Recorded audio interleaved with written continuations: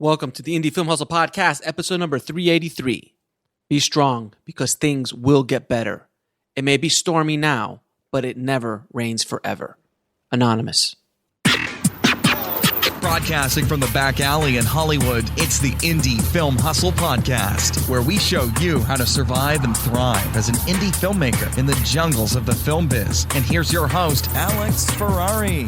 Welcome to another episode of the Indie Film Hustle Podcast. I am your quarantined and humble host, Alex Ferrari. Today's show is sponsored by Rise of the Filmtrepreneur, how to turn your independent film into a profitable business. It's harder today than ever before for independent filmmakers to make money with their films. From predatory film distributors ripping them off to huckster film aggregators who prey upon them, the odds are stacked against the indie filmmaker. The old distribution model of making money with your film is broken, and there needs to be a change. The future of independent filmmaking is the entrepreneurial filmmaker or the filmtrepreneur. In Rise of the Filmtrepreneur, I break down how to actually make money with your film projects and show you how to turn your indie film into a profitable business. With case studies examining successes and failures, this book shows you the step-by-step method to turn your passion into a profitable career. If you're making a feature film, series, or any other kind of video content, the Filmtrepreneur method will set you up for success. The book is available in paperback, ebook, and of course, audiobook. If you want to order it, just head over to www.filmbizbook.com. That's filmbizbook.com. Now, guys, today I have a very special episode. It is a somewhat sad episode, but it is a special event. I have today on the show film trooper extraordinaire Scott McMahon. Now, for those of you who know who Scott is, Scott runs filmtrooper.com, which was an amazing resource for independent filmmakers and has been running now, I think, for a little bit over 6-7 years. And Scott and I have become really good friends over the years. Many of you know that I used to have a mastermind with Scott and a handful of other independent film kind of blogs and podcasts as well. And Scott decided to kind of close down Film Trooper and wanted to have me on as his last guest on his podcast. And the conversation we had was so epic that I begged Scott to allow me to publish it on my podcast because the information that we talked about was so valuable. I wanted to make sure that everybody in the tribe got to hear it. And Scott and I kind of go over what both of us have learned over the course of the last 5 to 7 years running our podcast, the biggest lessons, the biggest takeaways we've taken from all the people that we've interviewed and worked with over the course of the last 5 to 7 years. And we also talk about the elephant in the room, the coronavirus, how it is affecting our industry, how it's going to affect our industry moving forward, some predictions of what might happen, and how you can best prepare yourselves to take advantage of the new way of doing things. And I promise you, like I said last week, things will change and things will never be exactly the way they were before. So this episode is just chock full of knowledge bombs, and it is almost over 2.5 hours. So not that you guys have much to do right now. You're probably at home quarantined. So sit back, relax. If you want to bust out a notebook or your iPad to take some notes, do it, because this is an epic episode. So without any further ado, please enjoy my conversation with Scott McMahon. Thank you for joining me on literally the last episode for the podcast for Film Trooper. I've been dormant for a while anyway, so people are like, "What? I didn't know that podcast was still around." So those for loyal followers or listeners are that are getting this episode, at least we can wrap it up. I kind of wanted to really use this opportunity to do sort of as we can a little bit of masterclass, like everything that we've learned. Mm-hmm. Running our podcast and working in the independent film space, mm-hmm. and meeting a lot of amazing people, and other people you're like, what? No. Anyway, I really just want to, have these takeaways. So you can have here's one episode that says, hey man, this is after all these years doing this stuff, this is what I've learned. and this is how I'm applying the knowledge that I've acquired to the future now and the future of independent film. And this, I don't know, at the time of this recording, yes, we are basically a month into our COVID-19 shutdown. You're in California, I'm in Oregon. And yeah, being a month, we don't know if it's another month, a couple more months, whatever it might be. But it's definitely a new world. And everybody is like, first of all, just trying to figure out how just to the basics, just survive, let alone your dream project, your indie film project, all that kind of stuff, or the current projects you're working on. Like, where does that all fit into the play? So I'm hoping to use this episode as sort of like breaking down the principles of what we've learned, and maybe that's where, no matter what the situation is, the principles still hold true.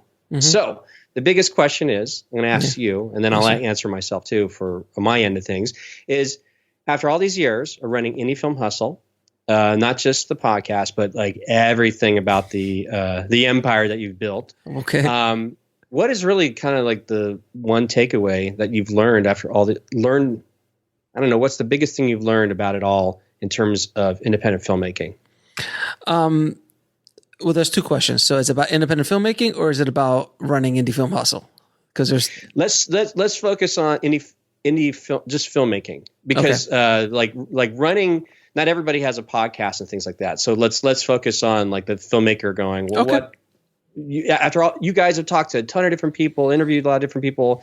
What is our biggest takeaway from all this experience? I think the biggest takeaway for me, at least, is that the filmmaker mentality, or the mindset of the filmmaker, independent filmmaker, is really stuck in the 90s and early 2000s and the way things are done. And not only in the way, obviously the way things are done, meaning the filmmaking process itself has changed dramatically even in the last 10 to 15 years. It's completely different than when, early 2000s to now, how films are made is drastically different. It's more affordable, more technology, and so on. But the other parts of the business, meaning how movies are made, how are they exhibited, how are they sent out, how do you put together a project, that is changing so rapidly that I think the biggest thing I've learned is to constantly be adjusting, constantly be pivoting my techniques, my approaches to the filmmaking process. Whereas in my last film, On the Corner of Ego and Desire, which I shot in about 4 days at the Sundance Film Festival, I couldn't have done that 15 years ago. It would have been a lot more complicated to do something like that. And it wouldn't, even at 15 years ago, it wouldn't have been at the cost that I was able to do it now. As far as, I think we spent about $3,000 and change on that film. And that being able to understand where the market's going, understand the tech, understand how to pivot. I think that's the biggest lesson, is to not be afraid to change your trajectory, to pivot, to adjust to an ever changing marketplace. And like I was yelling at the top of my lungs for all of last year, guys, something's coming. Something is coming. We're due. I had no idea it was going to be I'm not Nostradamus. I had no idea there was going to be a pandemic, but I did say that, look, guys, there's going to be a financial crisis of one way, shape, or form. We're going to have a downturn, and everything that's happening in our industry right now is all in very good economic times. Whereas in everything else as far as good economic times. So as soon as something changes, all those weaknesses, all those cracks in the infrastructure that is Hollywood are going to start to show, and the water's going to start leaking in the dam, and it's going to just break down, and the whole dam's going to come crashing down. And I do believe that. And you, sir, with your first book, The Hollywood Implosion, I don't think, again, you didn't think there was going to be a pandemic that would do it, or a huge financial crisis that do it, but something was going to happen. And I think that, and we're seeing it now, even 4 weeks in. There's reports of AMC shutting down, period. So, and I promise you, there's going to be a few, and before this is all said and done, we're going to lose a studio or two, either through acquisition or just straight up bankruptcy, because they're just so leveraged and so in debt and so non-diversified. We'll be right back after a word from our sponsor. And now back to the show. That they're not going to survive in the new film world that we have, the new economics or ecosystem that we live in today. But I could keep talking forever. But that's just generally the first thing. That's the biggest thing I've learned. Well, I'll do the improv thing, like yes and Sure. yes, and I will add on to what you were saying. Yeah. It's interesting because we met up in person a few months ago prior to all this stuff happening. I was down in Southern California. Pre-corona. Nice, yes, pre-corona. I stopped by the Indie Film Hustle headquarters. Very cool. And, we've known each other for many years. And I remember, we're in their driveway and I was showing you like that graph. Like, yes. Basically, it was this chart that was showing we are probably in the largest economic bubble that's about to pop. Mm-hmm. And again, we had no idea it was going to be a pandemic that was going to kick it off, but we knew that something was brewing around the corner. And so you and I both had this look on our faces in the driveway, going, "Yeah, man, something's happening, gonna happen. I don't know what's gonna be, but oh boy, here it comes." And by the way, I showed that graph to everybody. Like anyone I would meet on the street, "Hey, come here, look at this thing, thing." And then you see their faces just go, "Oh my God." And by the way, everyone listening, we are not in an economic crisis yet. This is all still spawned from a pandemic. The issues that are in the economy are starting to show, but they're pumping so much money into the system, this funny money that the Fed is throwing in there, that they're still going to, just wait. And I'm not, I don't wish it. I wish it doesn't happen, but we have not seen an economic crisis yet. We're just starting to see it. Right. This is just the impetus to, set this thing off that it was already due for a correction anyway. But anyway, so moving forward, that makes sense because we were like, okay, when you're an independent filmmaker and, what is that classic quote from Orson Welles? Like he spent 95% of his time hustling, chasing money, and like 5% of his time making movies. Mm-hmm. So, and he was just like, that's no way to live. Like this is Orson Welles.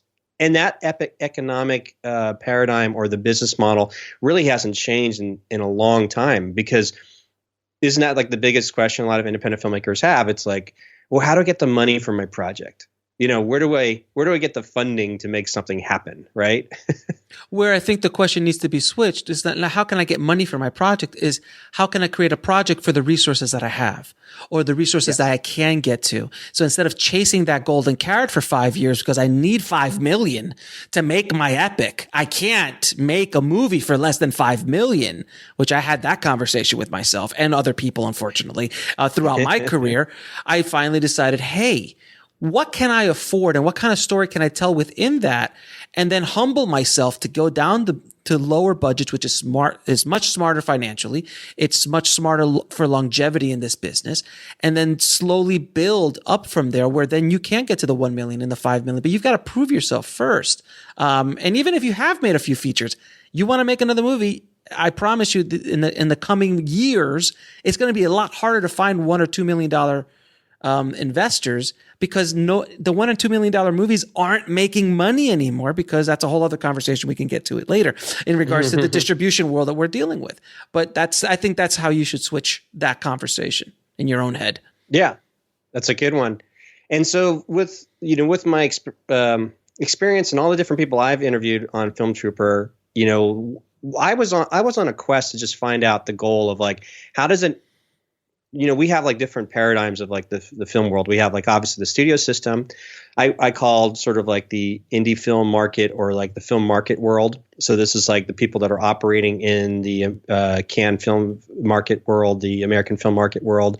And then you have about 95% of everybody else working in the ultra independent, the hustlers, the indie film hustler community, the Film Trooper community. I was using a term called an uber independent filmmaker, which is like you're not playing in that world. Like you can make your movies and you could use these different services that keep changing left and right. And, who else knows better this than yourself with all the work that you've done on, distribution companies and things like that. But having these resources to get your work out there to the world online, we're 95% of us are working in that world. And a few of us, a very small percentage actually gets to move up the ranks, maybe get into the film market world, get into the studio system.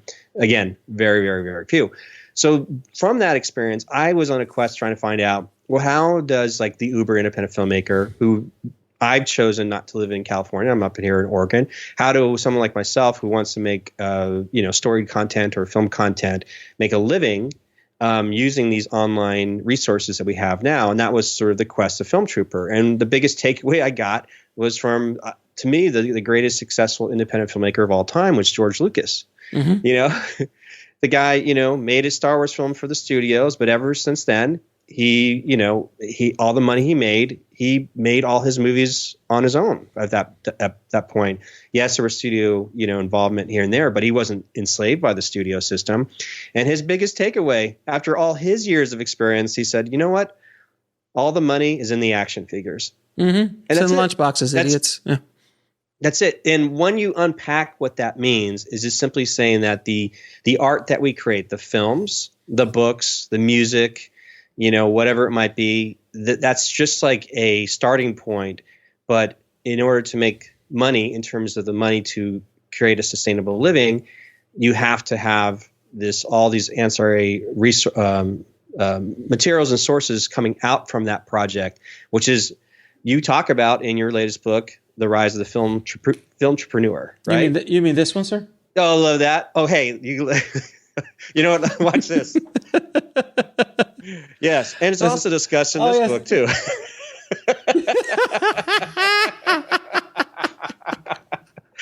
In my book, but it's true. It comes down to this thing, like, okay, so I came away with it going, okay, so our films are nothing more than an advertisement, and like we're, so what is it that we're selling that has a higher price point? Especially if our films, you can get them for free online, or somebody might just wait till it's a 99 cents rental, or you get a streaming deal with, which won't necessarily always match up to your budget per se.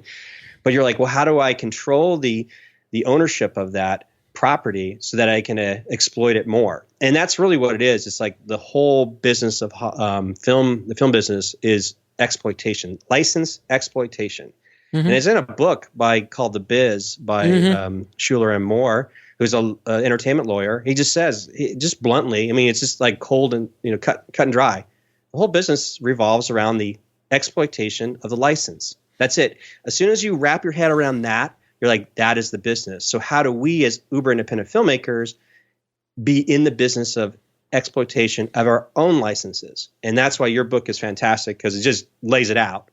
Thank you. And I hope that my book adds like a little bit of knowledge bombs here and there to help people, take away from that. So my takeaway from the whole experience of Film Trooper was, okay, if our movies are, if all the money's in the action figures, what is the action figure that I'm creating? Which is why those who have been following me, I switched a couple years ago. I got into real estate, and I said, I'm going to use film content, some sort of creative content, as my amplification to sell a higher price product, which happens to be a higher price service, which is real estate. So now, and not only that, but it got me out of the world of, I guess, servicing independent filmmakers. Because indie film hustle, your customer base would be that part of your empire is for the independent filmmaker. Yeah. Once I ceased really putting, once I switched my audience and I went from basically independent filmmakers to people that are looking to buy and sell homes or real estate lot, then I had to start from scratch. It's not like I had a huge following from like independent filmmakers who are like, oh, we're going to follow them to like buying and selling houses. In Oregon. It's like, it was, yes, exactly. It's completely starting from scratch, but I was trying to apply the principles of like, I get to make a creative show, which I have. I have a little show called Around the Neighborhood at aroundtheneighborhood.tv. Amazing. It's an amazing show. I watch every episode, sir. Thanks. Every episode's on Facebook. I always love it. So the principles of filmmaking are still there. I still have to come up with a subject. I actually write scripts because I'm trying to find nuggets of how to create like mystery, enough questions to be answered up front. We'll be right back after a word from our sponsor. And now back to the show. That or questions proposed up front, and then throughout the story, it's uncovered by the end of it. And then the whole process of filming, editing, music, all that kind of stuff. All that stuff is there. It's just now that I've embraced knowing that this is a free product. This is the free content, but I get to choose how I make it because it's creative enough for me to have that creative outlet. And the byproduct just happens to be selling a higher price service. Mm-hmm. And one of the other takeaways, I don't know if you've really came across this too, Alex, but a lot of people in the film industry, they have a production company because they have the skill sets to shoot video product, and and they have a production company, and a lot of them really good. But what it is, the basis of that business model is they have to wait for a company to hire an advertisement agency. Mm-hmm. That agency controls who they work with in a production company. So your production company is hoping you have relationships with an ad agency that's going to give you money to make a production, but you're based off the client's needs. Mm-hmm. So that pays the bills. So for a lot of people out there, you're running your production company is paying your bills, but you always have this dream of like, I can't wait to make my short film. I'm going to use this money, all the resources I have, I'm going to make more independent film. So I thought to myself, what if you flip it on its head?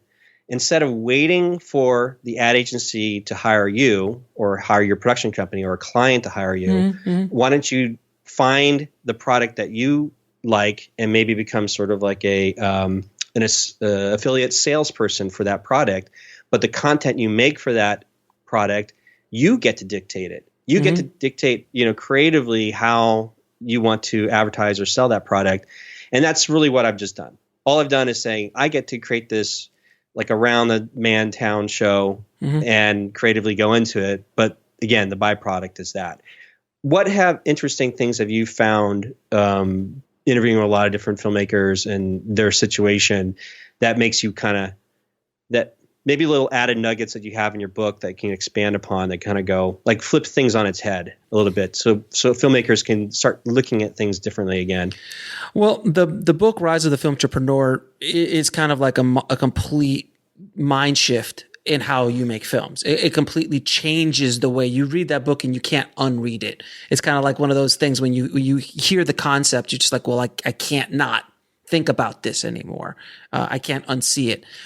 One thing I have found, and I've had a few conversations. The book's been out now for about 4 months or so. So like about 4 months and change.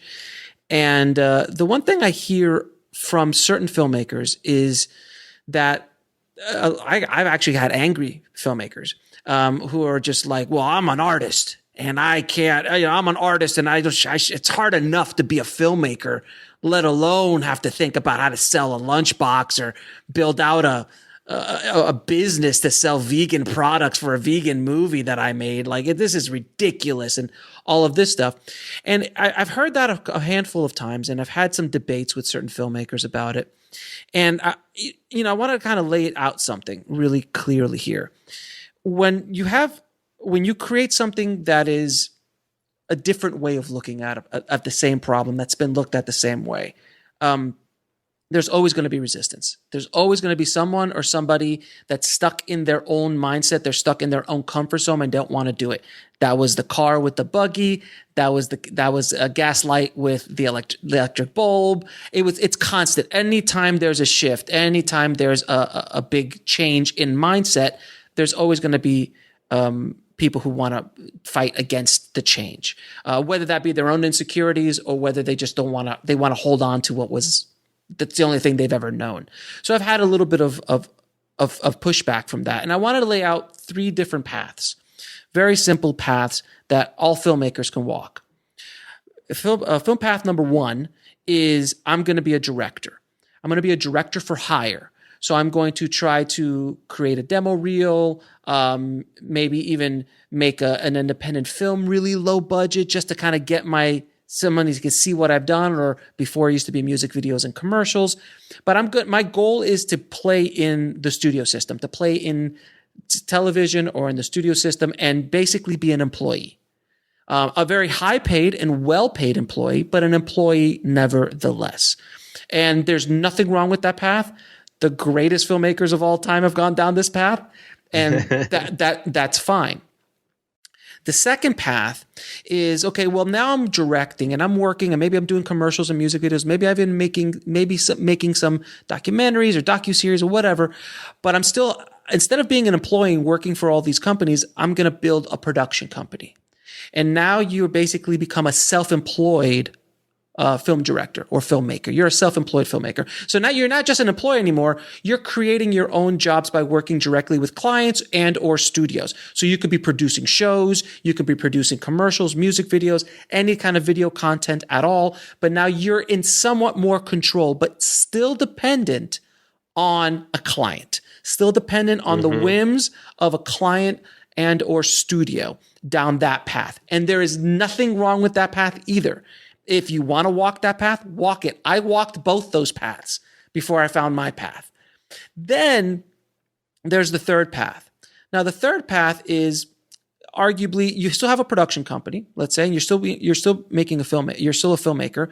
But I'll go into the post world now. All of a sudden now, instead of just being an editor for hire and then opening up your own post house or freelance editing with your own gear, now you create a post-production company that is selling services to clients. But again, you're like, I wouldn't mind some of that passive income, some of that, that I'm asleep in money. And then I'll start, maybe I'll create a LUT package for color grading. And maybe I'll create some motion graphic templates that I could put up online to sell. And all of a sudden that company starts creating and generating other revenue streams other than its key point, which is post-production, whether those be editing, color grading, whatever, dollars for hours, basically. You're still, that's what's paying the bills, but you're starting to build out these other revenue streams. Maybe you're shooting some stock footage. Maybe you're shooting VFX plates, all these things that you're putting out into the world and selling it on a passive income standpoint, meaning you put it up on a platform and or sell it through your website, and people are buying this from you 24 hours a day, 7 days a week, without you having to put any more hours other than what you originally created in creation of the product itself. Sooner or later, if you're doing your job right and you want to get out of that 9-to-5 rat race of working for a client, then this business has to grow and these revenue streams have to grow enough to overtake that revenue stream. And once that happens, you're free. You're free to do whatever you want. You're free to create whatever you want within the realm of your reality, meaning within the realm of your financial reality, within your resources, within your connections. That is what I am selling, and that is what I am preaching and teaching in Rise of the Filmtrepreneur, is to create a business that pays you while you sleep using the creative product that you are making, which is an independent film, a series, a docuseries, web content, whatever that is, it's all created within the filmtrepreneurial method. That's what I found myself to be happy with. I know a lot of filmmakers like, well, I want to work with the best of the best in the world. I want to work with deacons. And I'm like, that's great, dude. But there's like 30 guys who do that. He's only made 60 movies or whatever he's made. That's a very small doorway to try to get into. I'm not saying it's impossible, but there's still, let's say, a lot of other, filmmakers you can work with a cinematographer, director, writer, whatever. And if that's the path you want to walk, then go for it. Like I said, some of the greatest filmmakers in history have walked that path. But every great filmmaker that has walked the path in the studio system understands the business, understands what they're doing. Yes, some of them are tours, tours like Chris Nolan, David Fincher, those kind of guys, but they all understand the business of it. They're not just creating art for the sake of creating art. They understand their market. They understand their audience. They understand what they're trying to do. They're just playing in a much, much bigger sandbox. But even those guys have to work within the rules of the sandbox. There's only one filmmaker on the planet who could have brought Avatar to life, and that was James Cameron. They weren't giving Spielberg $500 million to go do what he was going to go do. He was the only filmmaker to do that. You see, it's just very small amounts of people at that level. We'll be right back after a word from our sponsor. And now back to the show. And that's at any industry, any business whatsoever, whether it be music, whether it be writing, whether it be whatever. There's only a handful at the very top. And my thing is, like you were saying earlier, there's the studio system, there's the markets, and then there's the 95% of us. I'm trying to help the 95%. The other people who are the 5% that want to make those kind of films, my God, go for it. You can actually still use some of the techniques in the Filmtrepreneur method in your path without question.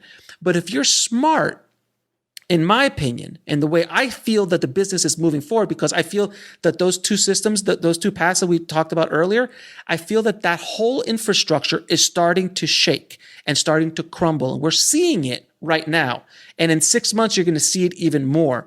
Where if you want to survive as a filmmaker and have a fighting chance without the lottery ticket of getting into the studio system or getting into that system by playing by those rules and so on, creating something that you own, you create, you control, allows you to do whatever you want. And that freedom is, I think, the biggest thing I'm trying to sell with this book and with this entire concept is the freedom to do whatever you want, whenever you want. And I'm a perfect example of it because I walked all three of those paths. I started off as a director, going after director for hire and an editor for hire. Then I opened a production company, produced commercials, produced series, did all my post-production for all that stuff.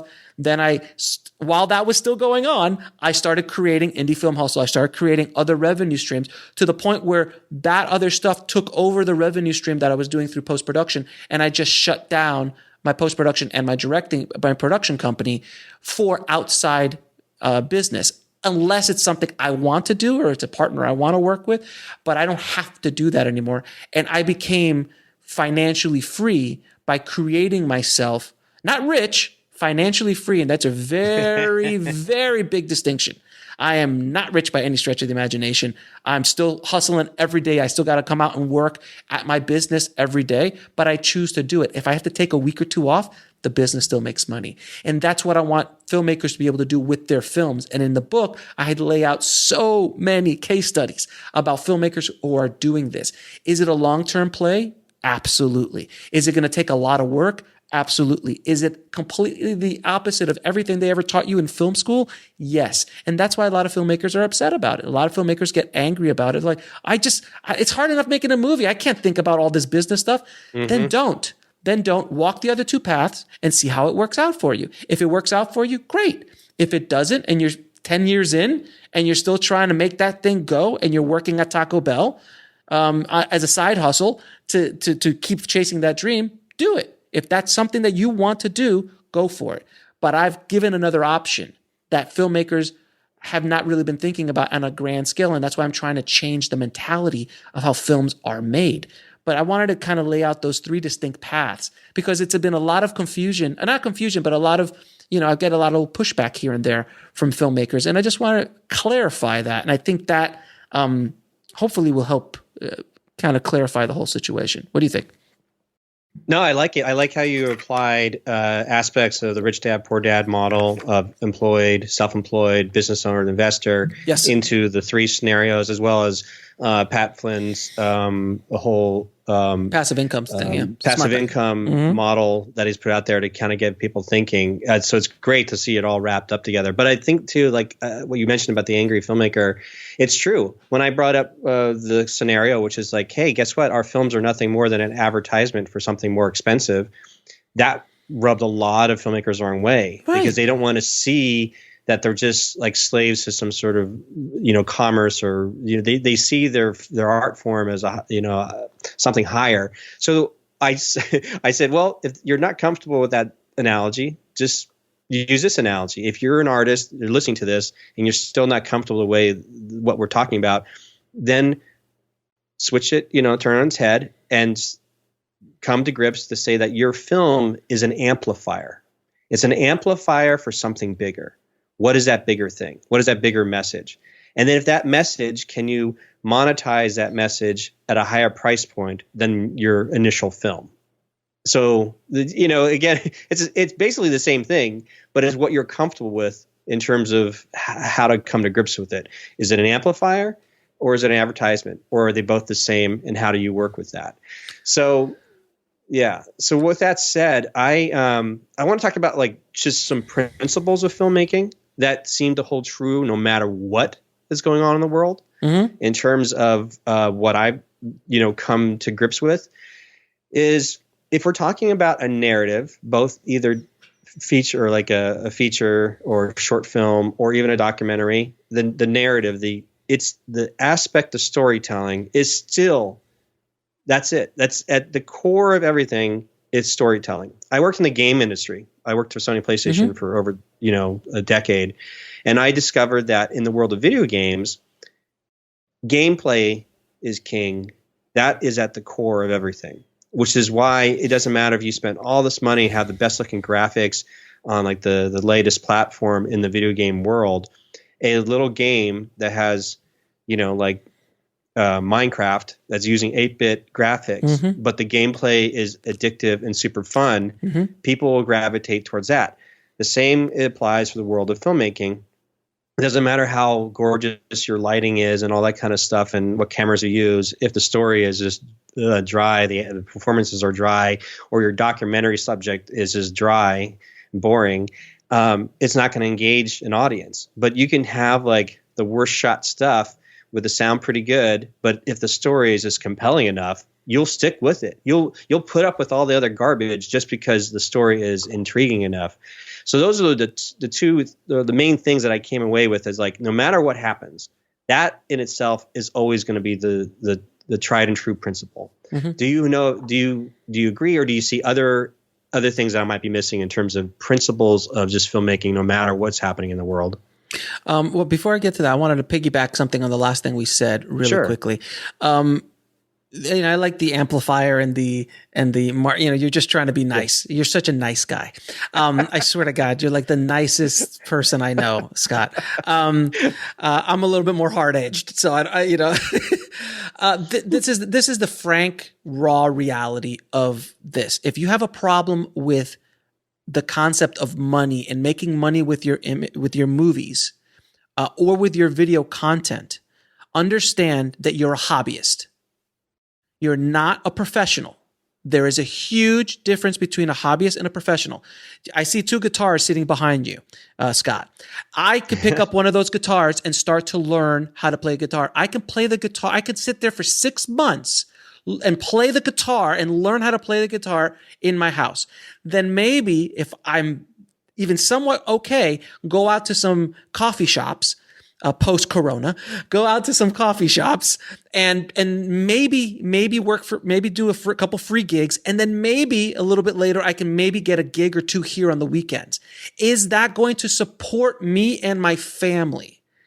No. It will not, until it grows into something much, much larger. So during that process, I am a hobbyist. Now, if I can go and sell out Madison Square Garden with my guitar, I am a professional. If I can go sell 10,000 streams and make $1 a stream for a month, I'm a professional. I'm covering, you see what I'm saying? That is the difference mm-hmm. between a filmmaker who's like, I don't want to talk about the money. Well, if you don't want to talk about money, you're a hobbyist. Period. You're an artist. That's fine. And there's nothing wrong with it. If you want to be an artist, be an artist.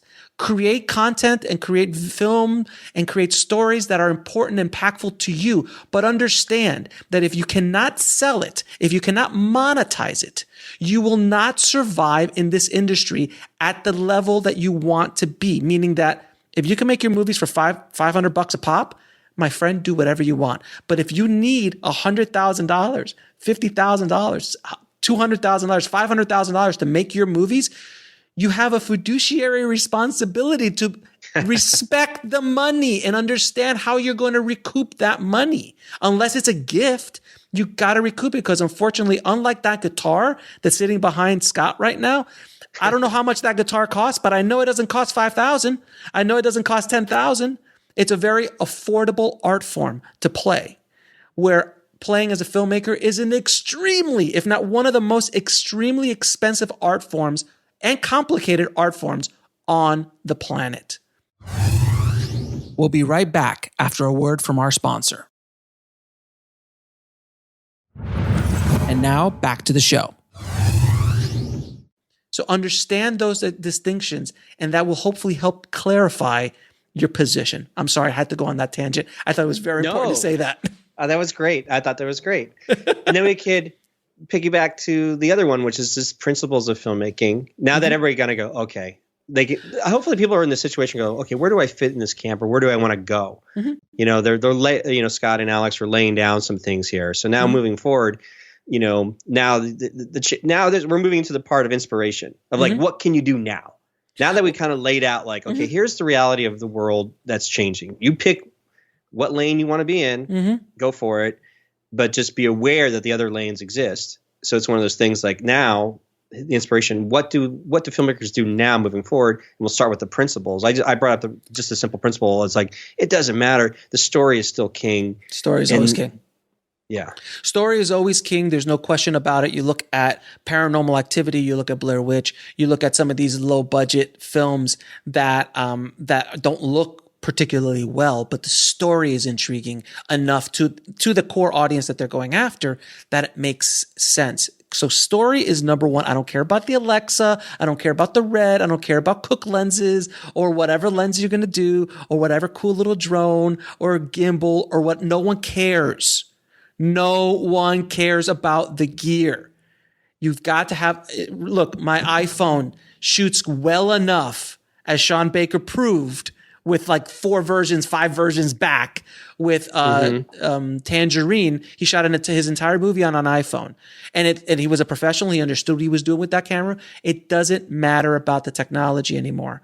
The image is going to be good enough. If you're remotely competent, you're going to be able to get a good image. It's about story first and foremost. Second principle is understanding your audience. You have to understand who you're making this movie for. If you're making a generalized drama, then I wish you the best of luck unless you have some major money behind you. So focusing on the audience and who you're going to go after with this audience, that's going to be really key, because if you don't have someone who's going to want to see this film, then you have no chance of making your money back. And if you're trying to make a broad movie and you're going to try to independently self-distribute and all that stuff, you are doomed. It's going to take I've seen some movies, I've seen some shows that are so good. I mean, you talk about cream rising to the top. It's so good, but there is so much noise in today's streaming world. There's so much content to be consumed that even if your stuff is the best of the best, it still might get lost and have to be found somewhere else later in life. But by that time, it's not going to mean anything. And I know a lot of people are like, well, it's really that good. Someone's going to notice. Maybe. Yeah. Maybe. And that was the case. I always argued that cream will rise to the top. And you know what? It very might well be. But you might submit maybe the greatest films of your great film is submitted to Sundance, South by, Tribeca, Cannes, and like 5 or 6 of the other big ones, and none of them get the genius. None of them get it. And I promise you, Sundance has gotten it wrong many, many times. South by has gotten it wrong many, many times. And these films that got rejected from those, look, I mean, Chris Nolan's first movie, The Following, was rejected not only from Sundance, but by Slamdance the first time. Then he waited a whole year and submitted it again, and he finally got in. Chris Nolan, they're not the Nostradamus of filmmaking by any stretch. So if you don't understand your audience and how you're going to sell this thing, how you're going to get eyeballs on your product, then you're not going to make it. You're not going to make it. And the way this world is changing so dramatically, where before theatrical was that was the bulk of the money was originally back in the days. That's the only place you could exhibit your film and generate revenue from it. Then VHS came in, then home video came in, then DVD came in, then this cable. Don't forget, cable was in there somewhere as well. TV deals, all that stuff. But then the streaming thing showed up. And then there was TVOD, and then there's SVOD, and now there's AVOD, and there's so many different ways to generate revenue. But that money just keeps dropping lower and lower and lower. And the same thing that happened in the music industry is happening in our industry, where music is essentially worthless on a price point, not the artistic aspect of it, but the model, the way it's set up now. Artists, musicians can't make money with their music anymore. They have to sell. They have to do tours. They have to sell engagements. They have to sell, photo ops and T-shirts and hats and get sponsorship deals to survive. And that's where we're going with, especially in the indie film space and the filmmaking space. So those are, I think, the two big principles: story and understanding who your audience is and how you're going to get that movie to that audience. I like it. I want to do the improv. Yes, and because I think that's a good point about audience. Not just, okay, I'm going to take a deeper level. We're going to go deeper level, unpack it even more in terms of audience, knowing who your audience is, not just for your film to the eventual audience, but made and getting it successful all the way along the line, knowing who your audience, who you're talking to is. And this is really just a basic business principle and communicating principle. So, you and I have had opportunities to kind of dabble into the opportunity of like pitching ideas or getting a project in place that looked like it was going to go big, like it was going to go studio. Yes. I had an experience knowing my audience. I had going all the way to pitching a movie to Lawrence Bender, who is Tarantino's producing partner. I made it all the way through all the gatekeepers, my script and the project, everything like that got all the way through. So I had a face-to-face meeting with Lawrence Bender. The problem was you have to know your audience. Even though I got that far, meaning my audience is Lawrence Bender. And I had a kind of raunchy American comedy that was in play, and he doesn't make raunchy American comedies. Right. I was selling my shoe design to a hat maker. This was not going to work. Right. Not only that, but I made the fatal flaw too of like talking about my production experience at Sony PlayStation and things, just to say my competence level. And the reality is, when you get to these pitch meetings, remember story is king. They don't care. They didn't care. And when you ever go, our friend Stephanie Palmer from Good in a Room, she's transitioned from helping like screenwriters. She's up here in Portland. So she is out there helping business owners and taking the next step. But she was running for many years at the American Film Market. They had the pitch conference. So it was a very popular conference. And then Pilar Alessandra had taken over since Stephanie stepped down. There's I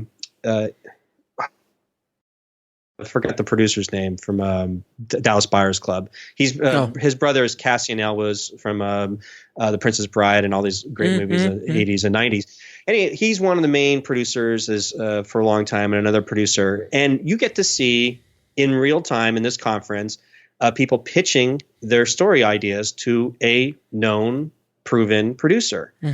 And you'll see cringeworthy, these people that are pitching, but bless their heart, they have the courage to be exposed to everybody and pitching their idea for real.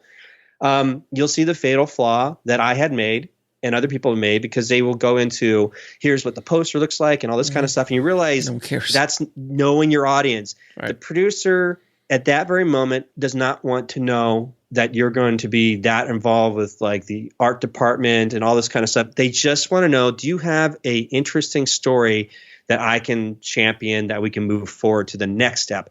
Your goal is not to get the damn thing made right there. Your goal is just like, can you hook them with an interesting story? So the guy who wins the few times I've been there, the ones that win the pitch conference is the one that has stripped down. They don't talk about their filmmaking experience. They don't talk about anything. They just go, here's the story. They tell the story. If it's interesting, intriguing enough, they always win. Mm-hmm. So again, knowing who your audience, even at the micro level before you get things made, is very important. On top of that, one of the great takeaways I learned after all the years running Film Trooper in the podcast was this episode I did where scientists, a lot of them don't believe in luck. They believe in high probability or low probability. So you were talking about somebody makes an amazing movie or docuseries. It's just really well done. So they've helped their chances because they've increased their probability of getting it discovered or moving to the next level because they made something phenomenal. But they have to put it in play with all the right pieces to increase their probability of getting picked up. We'll be right back after a word from our sponsor. And now back to the show. Or getting it sold or making it the next level. If they don't, then that probability goes down. So when you look at luck in the industry, it's one of those things like if scientists don't believe in luck, but they believe in probability, you got to work every little angle you can to either increase your probability or you're going to decrease it. So that's like pragmatic things that go, oh, okay, that's great. So now we're talking about, I want to kind of dive in a little bit about case studies. Because you have them in your book, I have them in my book. And some of the stuff that the case studies are important because I think they leave a lasting impression because we're going to tell a story. Now you and I get to share stories about other people making it. I'll start with mine, meaning that we're talking about low budget. So I made a feature film called The Cube where I made for like about $500 without a crew. Now I was like, what? Without a crew? All it was is like you set up a camera, you set up all the gear, you light the space. I learned this term from the Half Nelson cinematographer who got an Oscar nod or a nomination, I think, for his work in Half Nelson. And all he talked about, he said it was so low budget that they were like, we just had to light the space and let Ryan Gosling roam around, and I just had to, capture it, as opposed to film like lighting each shot. So I was like, okay, in the world of no crew, you light the space, you set up a camera, there's not a lot of hand, motion in the camera, and you hit record, you jump in, you hope things are in focus, and you go. And so it was doable. But the main takeaway from that is that my film wasn't very good. Like, I'm proud of it, but like I look at it, like my acting was really rough at the beginning because as an actor, I'm thinking about everything. I'm on camera going, oh my God, the microphone's too far away. I got to project. I'm not being true. Like it was just terrible. Like I got through it, but I'm proud of it because it still has a story that's a beginning, middle, and end. I was able to sell it online. I kept my budget so low because I knew here's the thing that people need to know. For a while there, my wife worked at a company that actually saw the real numbers of what films were making in the VOD space or the digital download space. And I was appalled. Films that had no stars, no major distribution backing, were maybe making $3,000 online at the time. And that was back in the day, and that was a success story. Yes. And then when I did the analysis of films that had, name distribution and some name star or somebody you kind of knew, maybe they were making $25,000. What I took away from that was like, holy cow. Like this means that these budgets for these movies were not $3,000. They were not $25,000. They were a lot more, and they're not making any money. It forced me to make a feature film for $500. Then the exploration of selling that online was using all these different platforms and realizing that I eventually made my money back a little bit more. So I can say I'm a successful filmmaker because I made a profit on my film. But running Film Trooper was the exploration of like all the things I was trying to do and meeting people like, well, what's the next step? I found out that I made more money selling my book than I did my movie. Shocking. So I'm just saying, like, they put that in perspective. But we're talking about the cream rises to the top. Just like a few days ago, one of the great stories that a case study we can look at is the director David F. Sandberg, who's, I think he's from Sweden, up in the Nordic world. He made the movie, that short film called Lights Out. Yeah. It got picked up, made a feature film called Lights Out, because the guy who made Saw and the Conjuring movies, Aquaman. Justin Lin. Yeah, no, not Justin Lin. No, that he did the Fast and Furious movies prior to that. But Justin Australian. Lin. Another Asian guy. Sorry. Okay. Alex, another Asian guy. You know what? We're going to take a quick pause. I'm going to look this up. Go for it. I can't believe I'm running, but he's Australian, but he's Asian, but he's from Australia. I have my glasses on. James Wan. James Wan, thank you. So not Justin Lin, James Wan. Okay, James Wan is amazing. If you look at his films, I'm a huge fan. That I can't remember his name, but anyway,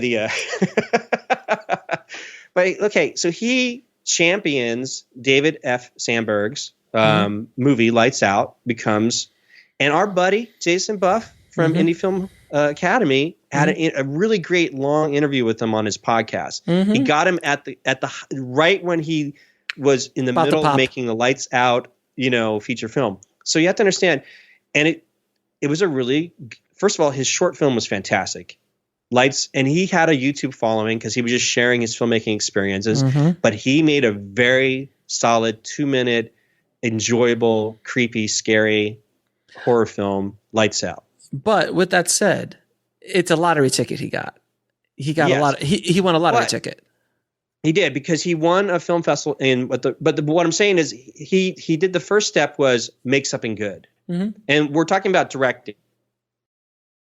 Shows his chops in the most economic way possible. A 2-minute horror film that gets the notice and gets the next step, meetings, where he gets, the backing feature. So they put him on a feature.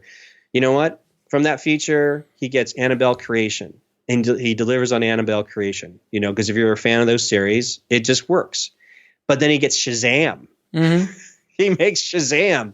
Well, this is a great story because if you want to take that first tract of becoming a director, he was making quality content in a short form, translated to a long form, that did well enough. He understood the economics of it.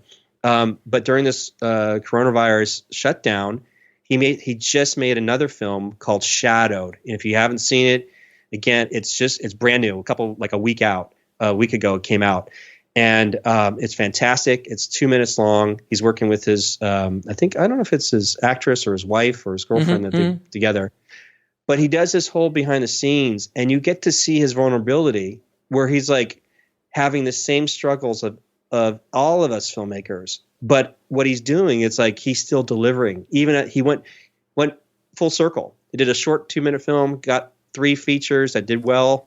He does this short 2-minute film, and he's still struggling at the 2-minute film.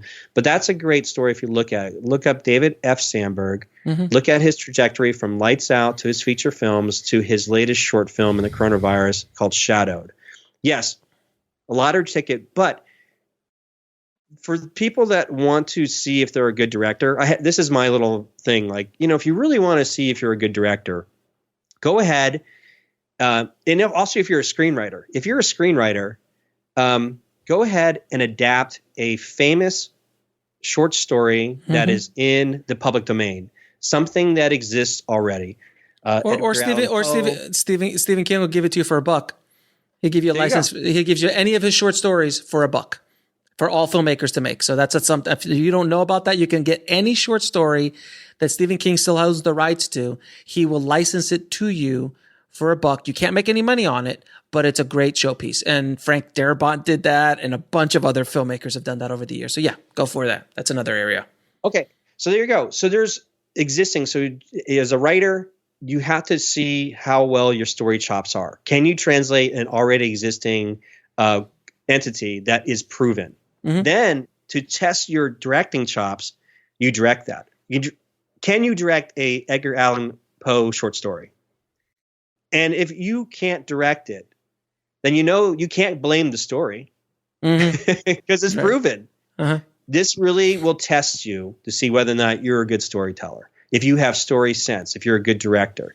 if you're able to do that, that'll give you the confidence to move forward with your own stuff. So those are like case studies of how to, take that first path you were talking about, working towards a director for hire. Are you even that good? Because let's be honest, we see a lot of independent filmmakers come through, and they do make I meet a lot of filmmakers like, wow, they make a lot of films. And it's like, but then at the end of the day, you're like, man, they're not that good, but they still make them. So they're not going to get hired as a director or hire, but if I may piggyback on that as well, that example is great. It's a great example. I know his work. But David's opportunity was presented because he won a lottery ticket, in the sense that James Wan saw it and championed him. There are probably 10,000. We'll be right back after a word from our sponsor. And now back to the show. David Sandberg.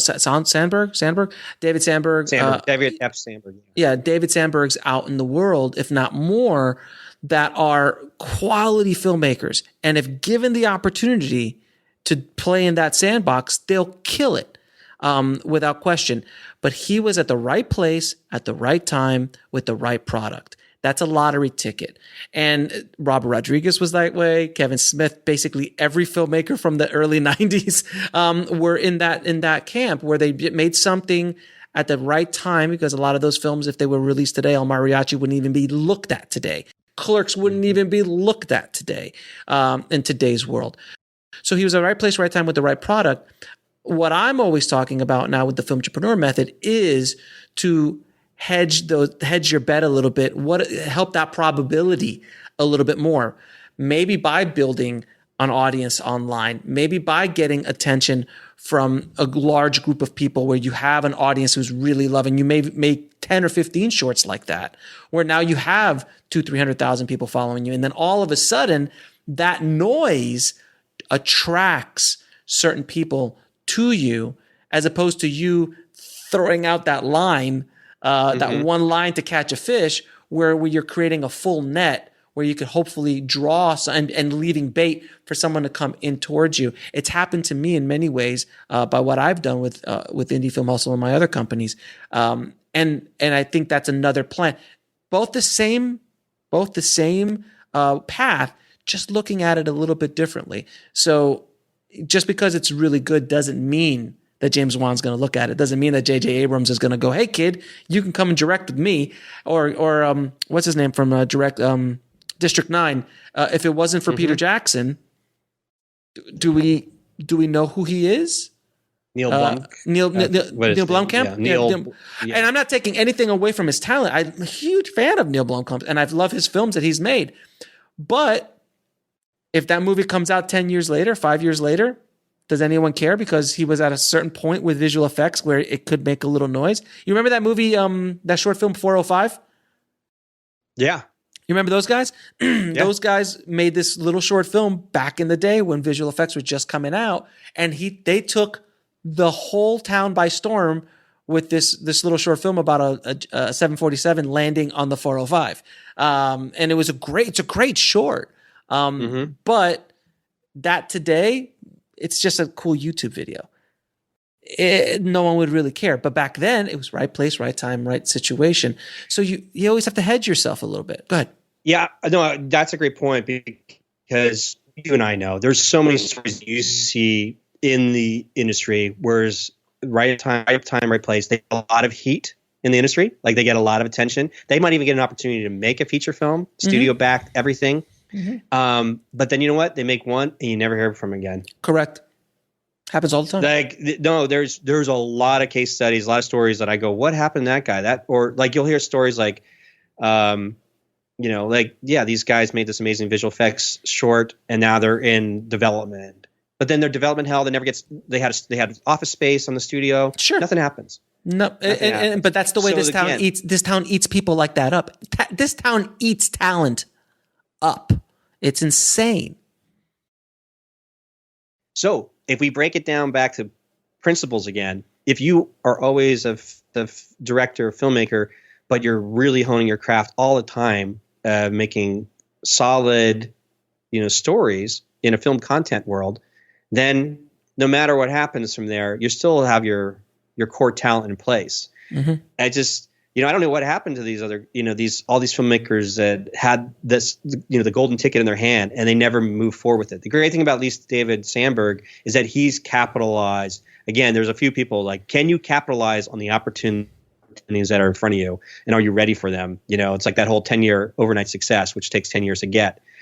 That 10 years of working towards, are you really, honed in on your craft that way? The problem is, I think, with a lot of these guys that do get the opportunities and do get these like magical stories, and there was a lot of film directors from the 90s that had this meteoric rise, and then they just fizzle out or they're gone, and that was the end of it. I mean, Kevin Smith was that basically at the beginning. He did Clerks, then he had a big studio movie called Mallrats that died a miserable death, and he was pretty much gone. They just wrote him off.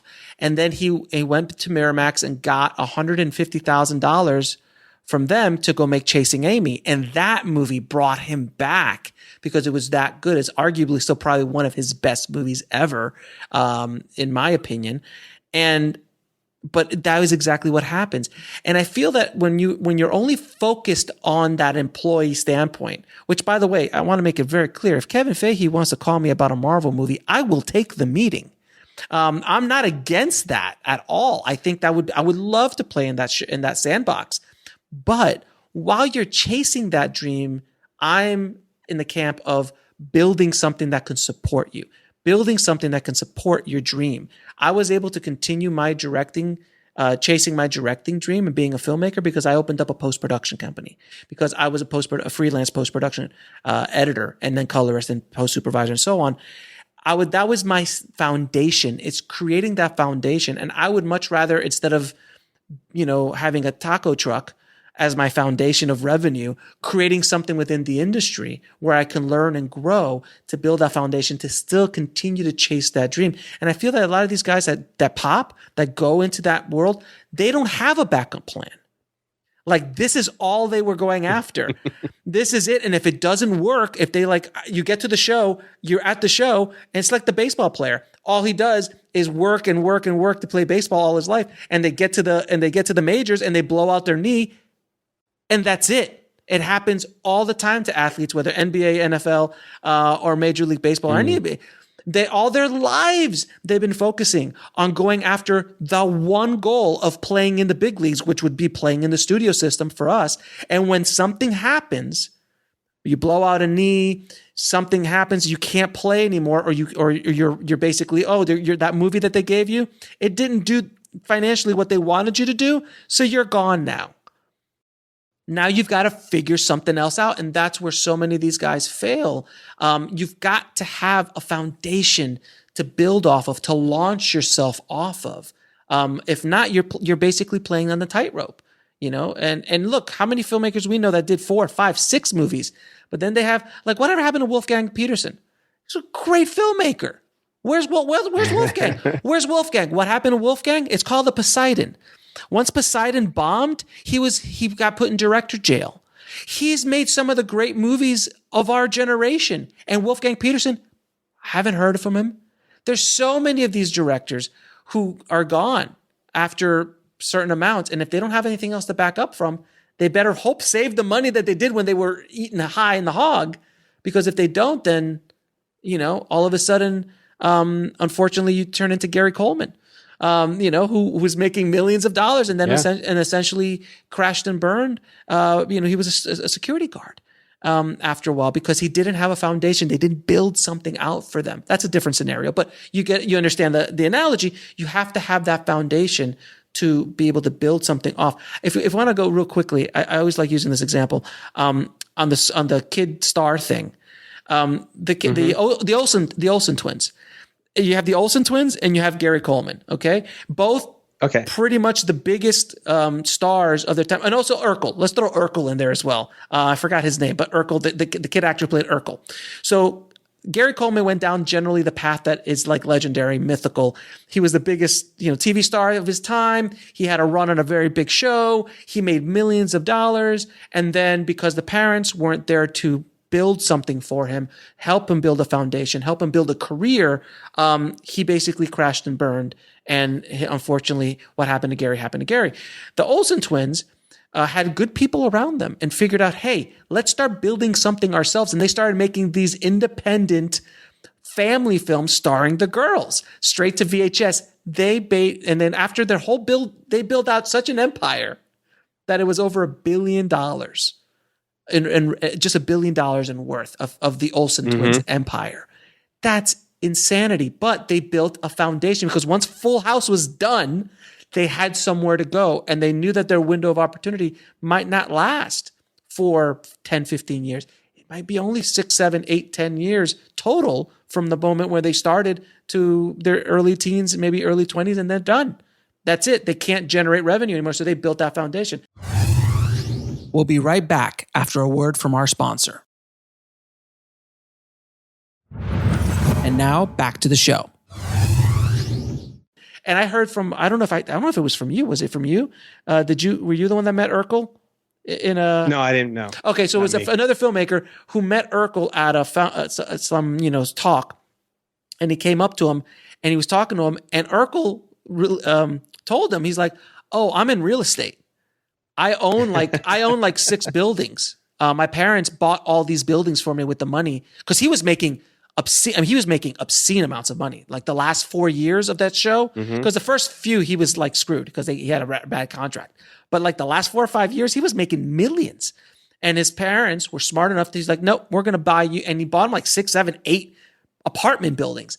And that generates so much revenue for him that he's good because he has a foundation. He has a business that's paying him. And then he can go off and direct, and he can go off and act, and he can do whatever he wants. That's the basic principle of what we're talking about here. That story scenario is great because you'll find a lot of people like that.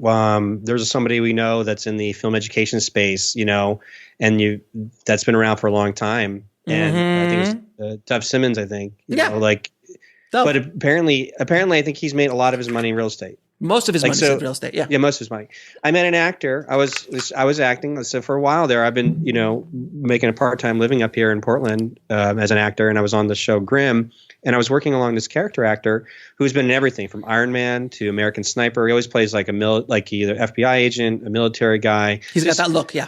Nondescript white guy that just plays those types of characters. Real quick, what is your description, sir? What is your stereo? I was fortunate. Again, talking about a little lottery ticket. That's primarily white actors, and since I'm half Asian, half white, I had this. They've come to describe my type as the ambiguous, non-threatening ethnic. I love that. It's like non-threatening ethnic. But that is a perfect niche for you, and that got you work because there was not many other. There was little competition in that space where you live. So it's important to understand. Like I could help sell a lot of products that because my look or type was you could go either way wherever you want to go. Like I was not threatening enough that. That is going to detriment your product selling. I can't sell your product, so I couldn't. I'm much more threatening than you are, sir. Yeah. Just my facial. I'm always I'm not going to work. Well, it's funny because all this stuff's going on. I remember being I was paid an actor's salary for being a spokesperson for a credit card company, banking company, beverage companies, like all these different companies. So again, the ability to turn it on its head and say, I'm going to make my own show where I'm the spokesperson for my own company, which happens to be the real estate services. So, sometimes I've been asked to be like a spokesperson for some other people's real estate companies prior. So I said, well, why don't I just get the license? So there's the through line right there. But while I was working on that episode, this particular actor, it was, for any other actor, his resume is very impressive. And he's been able to be in all these major projects before, not a known name, just working actor. And he was mentioning like, oh, no, I'm a full-time real estate agent down in LA. Like this, I just do this when it comes up. I thought to myself, that's all I need to know. You know what I mean? It's like, it's one of those things, you know, I'm out. I'm going to do this. No, it's just like, it changed my perspective. Like, you need these moments. And this is, hopefully this conversation is these moments for people listening. Yep. It's like, you need to hear these things so that it's a shift, so that you can look at it differently, but still feel whole. Like you finally felt like Alex Ferrari. Like, this is you running, you're hustling the world of indie film hustle. You know, I was on a self-exploration trying to find out what is the secret to all this, and then how do I apply it for myself moving forward. So a lot of this stuff does it mean that I'm not going to, make the next, narrative or feature? No, it just means for the last 3 years, I had to like get my home base squared away first. Yeah, you have to build your foundation. You have to build the foundation. Build your foundation, and then you move forward. And the great thing, again, we'll talk about really quick some other case studies. I know that we're running long in this one, but no, please, guys, it's the last one. It doesn't matter, Scott. Just go. Do you have somewhere to go, Scott? I don't. I'm stuck here in quarantine as well. So let's just talk, sir. Let's just talk. Okay, so hopefully you're getting a lot of stuff out of this. So we can talk about some other case studies. Understanding your foundation, meaning that the great quote that I always love is someone said it's from Mike Tyson. I guess it's from Mike Tyson. The one that says, "Everyone's got a plan until you get punched in the face." Amen. And I teach that stuff. And we are literally, as a world, we all had a plan. Yes. We all got punched in the face by this pandemic. So now we got to pivot. Now we got to change. Yes. Now we got to adapt. Yes. And we can't sit and cry. Like, buckle down. We are, in some weird ways, this could be like our version of the Great Depression. Like, there was things just change in terms of it's perspective. Absolutely. And my last podcast, I just did this last week. As of this recording, I basically had the first part of my podcast. It was about side hustles in the pandemic times, how to make some money. But I'm like, hey guys, I want you all to know that there are filmmakers and screenwriters out there who are still thinking that when this is over, it's going to go back to the way it was. I have a rude awakening for you. It will not.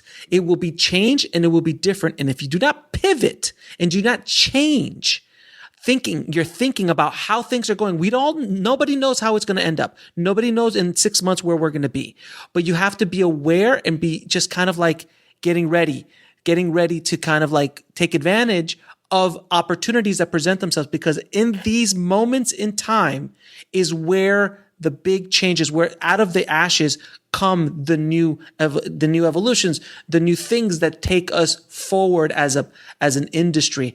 Like, look, in 2008, streaming started to come on board from Netflix, and look at how that completely revolutionized our business. There are moments in time, and this is that moment in time. So you have to think that nothing's going to be the same. I just have to educate myself, take advantage, educate myself, prepare myself, figuring things out. How am I going to think differently? Because if you're thinking the same, you will not make it. Yeah. And then agreed. Again, we all got punched in the face, Yes. So let's move forward. But like at the core, we're talking about foundations and the core principles. One of the things that's great about the filmmaking, or the artistic need, is to be able to tell a story, whatever that format might be. If you are a writer, we know a lot of screenwriters. You have the bulletproof screenwriting or screenplay. Is it screenwriting? Screenwriting. Okay. Bulletproof screenwriting. So at the core, you're starting there and saying like, hey, this is important. There is this visceral enjoyment and struggle and pain of crafting a story, and finishing it in a format. If it's written format, like that's the first step. Like you're just excited for somebody to read your script, One of the things I discovered in my time running Film Trooper was that it was so much fun just writing the screenplay for the Cube and then making it. Just the process of doing that and feeling satisfied, going, you know what? There was a beginning, middle, and end. I completed a thought. Like I completed something of this. I reflect on it. I go, my God, look how bad it is. So oh man. Oh yeah. We all have those moments. Yeah. But when I thought about it, it was like, but I was able to make something for so little money without a crew. You finished. I go, what if the story was better? what if the story was better? So that got me back to the core principles of that. But then writing the book, How to Make and Sell Your Film Online and Survive the Hollywood Implosion while doing it, that process, you've written several books since we've known my God, the discipline of sitting down, buckling down, and finishing these chapters is brutal. That last 5-10% is brutal. Like you can get a lot done, but it's just finishing it. What's worse for me is the audiobook. It's so brutal. It's so brutal reading your own stuff and performing and it was horrible. But yes, it's not easy. It's not easy. So, but what the joy out of that was finishing it, having it in a real paperback form. Like it's tangible, like, it's something real. Yeah. Mm-hmm. But yes, the audiobook too, like just having all that stuff, it's done. It exists out there. We'll be right back after a word from our sponsor. And now back to the show. But it got me thinking, like, I remember we're fans of podcasts. Prior to starting my own podcast, I was a fan of the creative writing screenwriting podcast. Goldblum, I think, not Goldblum, Goldberg, forget his last name, Jeff something. He was the host. He did a great job. He did these private screenings in LA, different theaters. And after the movie was finished, they would have this podcast interview for an hour plus with the screenwriter or sometimes the filmmakers. And then he turned that into a Q&A or something in his own podcast. So he left as a senior editor for Creative Screenwriting magazine, and then turned his own podcast into the same format. But one of the guests he had, which I can't remember her name, she was supposedly like a legendary screenwriter who wrote a script that did very well. Mm-hmm. And they were, in retrospect, interviewing her. But it was really fascinating to hear what she had to say at the end. She says, you know what? If I would have known now back then, whatever, like if the stuff that I know now, which I got to apply back then, she said, instead of just writing the screenplay, I would have written the book. I would have read it like a television. She was already realizing like I had control over the content that I created, the license that I created, that she could exploit many different ways. I don't know if your experience, but after writing this book, even though it's not a creative narrative book, like my book and your book, they're information books. But the process of doing it got me thinking like, wait a minute, the next story that I should be working on, I should make a book version, a narrative story. Then you could turn that into a script, and then you can make your movie, and you can say, hey, this is a movie that's based on the book. And if you know how to work Amazon's book selling algorithms, you could say this is movies based on the best selling book for 1 week or 1 day. No, absolutely. So when I meet screenwriters, I try to tell them, like, is there a way they can turn this into a narrative? And people think like books need to be long prose and they're like 200-300 pages. I want people to go and get the book called A Monster Calls. Remember that movie that came out with the tree, and it was up for a couple of years ago? Well, it's a very touching, sad story.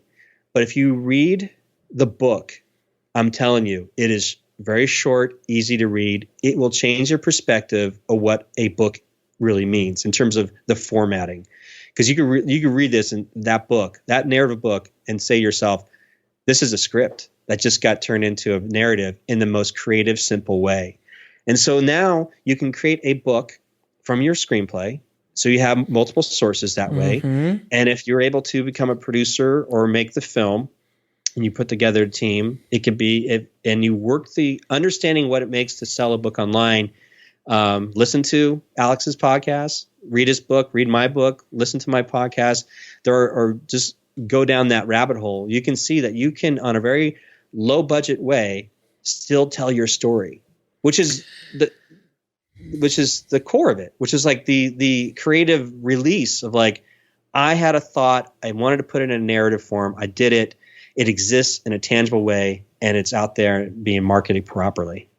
I'll tell you, when I launched Rise of the Film Entrepreneur, the day that I put it out for pre-sale, I also launched an entire website, an entire podcast, a YouTube channel, everything at once.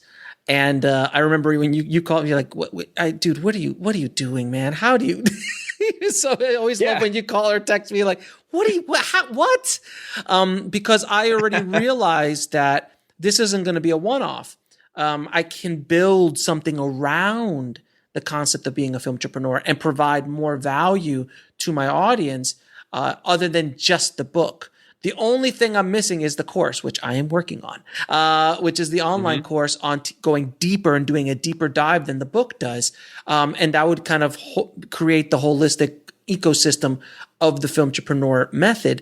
It's so, I can't explain to you how valuable that is, because I have multiple revenue streams coming in off the book, which then I used my movies, and I'm making more money off the books than I am off the movies that I talk about in my books, and so on. And there's just so many different revenue streams coming in from this one idea, this one source, as opposed to the normal way of going about it, which is where you write the book, you find a distributor, or a publisher, go to them, you get 10% if you're lucky, and you own nothing, and that's it. And you pray that they're going to put it out there, and if they don't, you're screwed. And that would have been the normal way of going about it. But I decided, no, I'm going to take control of this book, where my first book wasn't that. I did go with a traditional distributor or publisher with that. That's another podcast for another day. But I take this, and now I'm able to generate monthly revenue streams that are still coming in and surprising me monthly on what I'm able to generate coming off of that. Do you know the story of J.K. Rowling and her film entrepreneurial inclinations with the Harry Potter series? Do you know what she owns and what she doesn't own? Could share with us. I don't know all the details. Okay, so obviously when she wrote her first book, she was nobody. She was on welfare. Nobody wanted the book and so on. Then it blew up. Obviously, it got picked up and it kind of exploded from there. She did own the. I do know that. I just want to interject there. Like, if I understand correctly, when it eventually got to a publisher, these publishers have relationships with producers. The smart, savvy producers, film producers, know what books are on the horizon before they're ever released to the public. Yeah. So I think if I understand correctly, the film producer got wind of this manuscript before they even published it. So it was on the radar to be made an option into a film anyway. So it's one of those things like that. That's like its own sub industry. Is like, oh yeah, Jurassic Park was that way. Michael Crichton. Spielberg had it before the book ever came out. Right. So in terms of how that industry works, so I'm sorry, but I just want to make sure I got that in there before people understand, like, there's another sub-industry where people are increasing their probability of successful project because they are injecting themselves into the decision makers for mass media, and you might find yourself down that track one day, but just see how it works. But just so understand, so she was smart enough to understand that she needed to control some stuff. So I don't know the details, but I know that she had leverage, meaning that if they wanted more books, they're going to have to do what she says. So as far as the movie rights and so on, they made so much money that they basically gave her the keys to the castle, essentially. And that it rarely happens.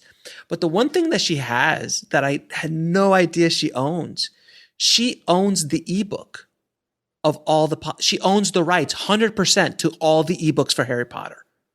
And it's sold exclusively through her website. So when you go to Amazon, this is how big Harry Potter is, that Jeff Bezos had to kowtow to her. When you go to Amazon and you click on buy an ebook of Harry Potter, it goes to her website. And that one move alone made her a multi-billionaire because of that move. And on top of the revenue and all the licensing, and she gets, I don't know how much percentage she gets off the merch and stuff like that, but I'm sure it's good. It's good. But that was thinking, she was thinking differently already. She was already like, you know what? I'm going to control this, and this, because I have a very unique scenario here. And that's what happened with George Lucas. But George did it really slickly with Star Wars. He's like, look, don't pay me a whole extra lot of money. Look, I'll take a cut on my directing. Just give me the sequel rights And this merchandising stuff, you guys don't even do stuff. The last big thing that came out was Dr. Dolittle, and it died on merchandise. Let me just have the merchandise. And they said, sure, no problem. And that one moment, it was like Bill Gates and IBM. IBM's like, Bill's like, you know what? I don't want to sell you my software of DOS. I need you to license it. License it. I need you to. And that one moment in time created the richest man in the world, created one of the biggest fortunes in the history of this world. And it was just thinking just a little bit differently. Let's another way to think differently, but it seems tangible, like reachable right now. Like for anybody listening, this is what you could do. I'm going to use this as a case study from Aaron Mahnke, who does the Lore podcast. So LORE, it's like, scary stories. So the big thing to look at this case study is he's a writer. He writes like scary books. We'll be right back after a word from our sponsor. And now back to the show. And because it's just him writing, he's able to write his books, upload them to Amazon. He can make a hardback copy, a paperback copy, like all the services are available, Amazon, audiobook, everything. So what he does is he wrote a few novels, original, fictitious, scary story novels, but he decided to start a podcast.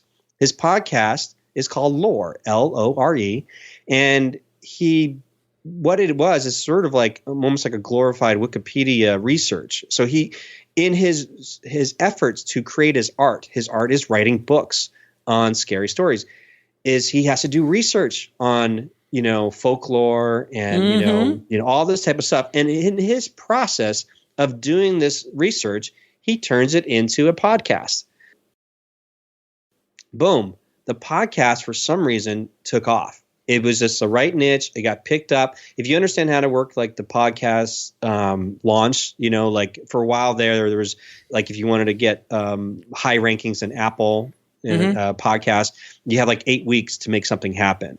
So a little bit of luck, little high probability. He was creating his stuff. It got picked up. It got a lot of followers following his Scary Story podcast, and it started taking off.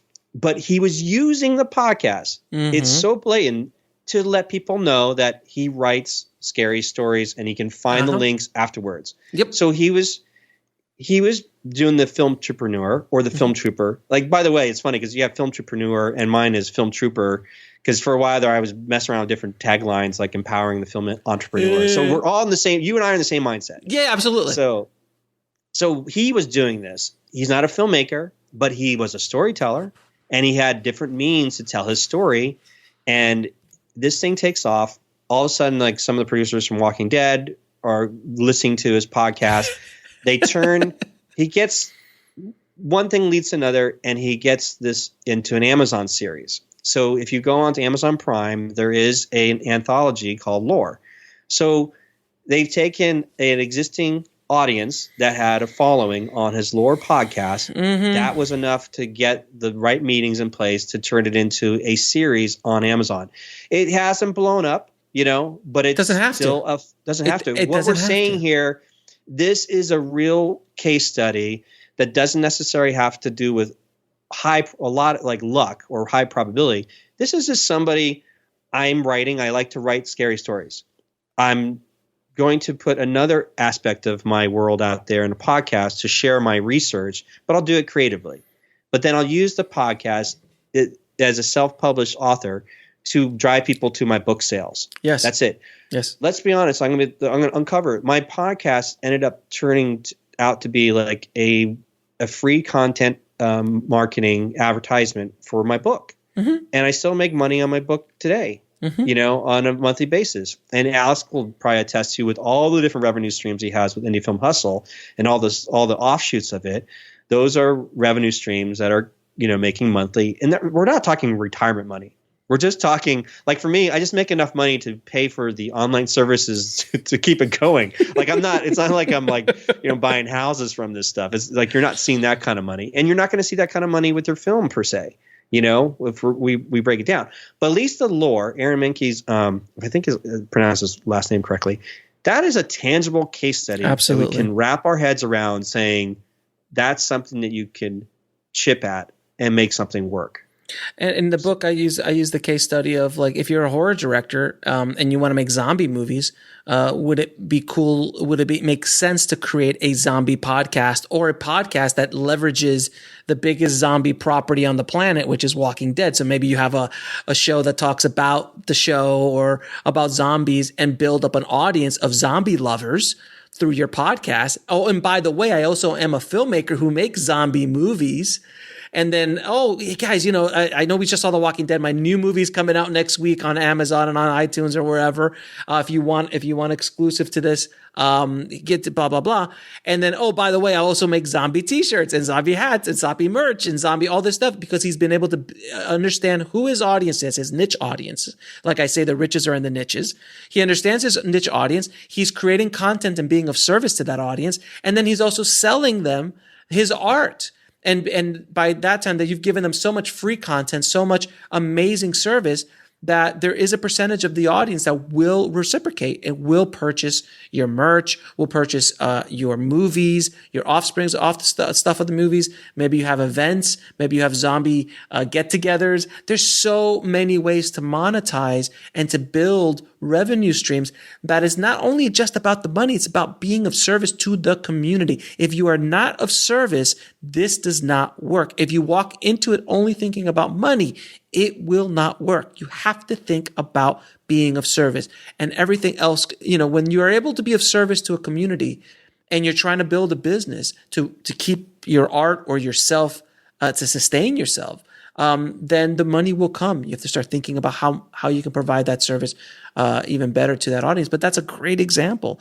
Look, you and me both. Podcasting it's my I'm not a YouTube star by any stretch, because there was a lot of competition in that space. But when I jumped into the podcasting space, which you're older than I am as far as being in the podcasting space, you were already around when I jumped in. But I've been in it almost 5 years. And there wasn't a lot of competition. There wasn't a lot of filmmaking podcasts. Now there's a ton trying to do it, but I'm one of the last standing. From our time, when I started, there's a lot of guys that were around when I walked in are not there anymore.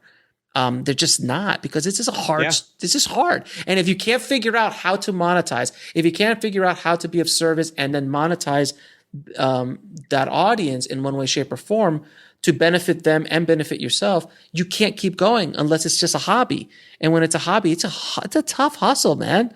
Episode a week, episode a week. And I was doing 3. I do 3 to 4 episodes a week now through all my podcasts. It's a lot, but yeah, that's it. Yeah. Well, the fact that you brought up the zombie analogy or the case study, I think that's great for people. I want to unpack that a little bit more, because we get into wanting to do a movie or tell a story about a certain subject, and this thought of like, oh my gosh, I'm going to have to live in this world for a long time. We know a lot of filmmakers that are still, they made a good film but they're at the same time, it's 5, 6, almost 10 years of the same subject matter, because it takes that long to build traction of something they made. Where, creatively, sometimes you just like, I want to make something, be done with it, move on to something creative, another thing. Sure. And the idea that you have to build an audience for each subject matter is daunting. Oh, it's huge. It's monstrous. Yeah. It's daunting. It's hard. So like you said, like if you're a zombie enthusiast, then that could be something that you're good with. One of the things I offer with people, come in to Film Trooper, is I offer a hack. Like, how do you build your audience quickly? And the hack is make a fan film. Like, like Star Wars fan films. Batman, Star Wars stars. Yeah, Batman versus aliens, stuff like that. Yeah. So, but you do a Star Wars fan film, you can get a lot more followers to your movie, and then if you can get a little bit of following out of that, you can tell them the next project you're working on. That might, as long as it's in the same ilk of like sci-fi, fantasy or whatever it is. So that was a big struggle for me. on if we're going to break down case studies and things like that, is like I reached a point with independent filmmakers where I don't know if I could service them, be of service to them, as opposed to service them. But anyway, be service to them. Because I was watching what you were doing, like I think Alex has got it. Like he's going bananas. Man. I may not be able to offer as much, more than where I've hit this crossroad where I was like, I became more interested in like exploring another audience. And so the ability to create a show, like my little show around the neighborhood, again, started from scratch. I was interested in neighborhood stories, and that allowed me to just focus on that. And then that allowed me to meet all these different people in town, which again, I understand that's my byproduct is real estate. But you're talking about being of service to somebody. A lot of times, like I'll do the show and people want to talk to me about other things, but by just meeting them and helping them with, right now we're talking about musicians being hit hard. We'll be right back after a word from our sponsor. And now back to the show. We're talking about if they can't make money just selling their music online because there's no money in it, or merch, or rely on live merchandise or live performances. All these musicians that I know locally that were making a regular living playing gigs, they can't play gigs anymore. So now they're online, and now you see all these Facebook Live, footage of somebody playing guitar, like send me some money and things like that. It's like, it's getting a little daunting, the virtual tip jar. So I'm working with some local musicians, helping them out. And, I'm not being paid a lot, but I realize I'm helping them out. They're both Hall of Fame inductees, the Oregon Music Hall of Fame here. So I'm helping tell a story of like their life in music, and then they would play music, and it's just a standalone video that has like tip jar links to where they go.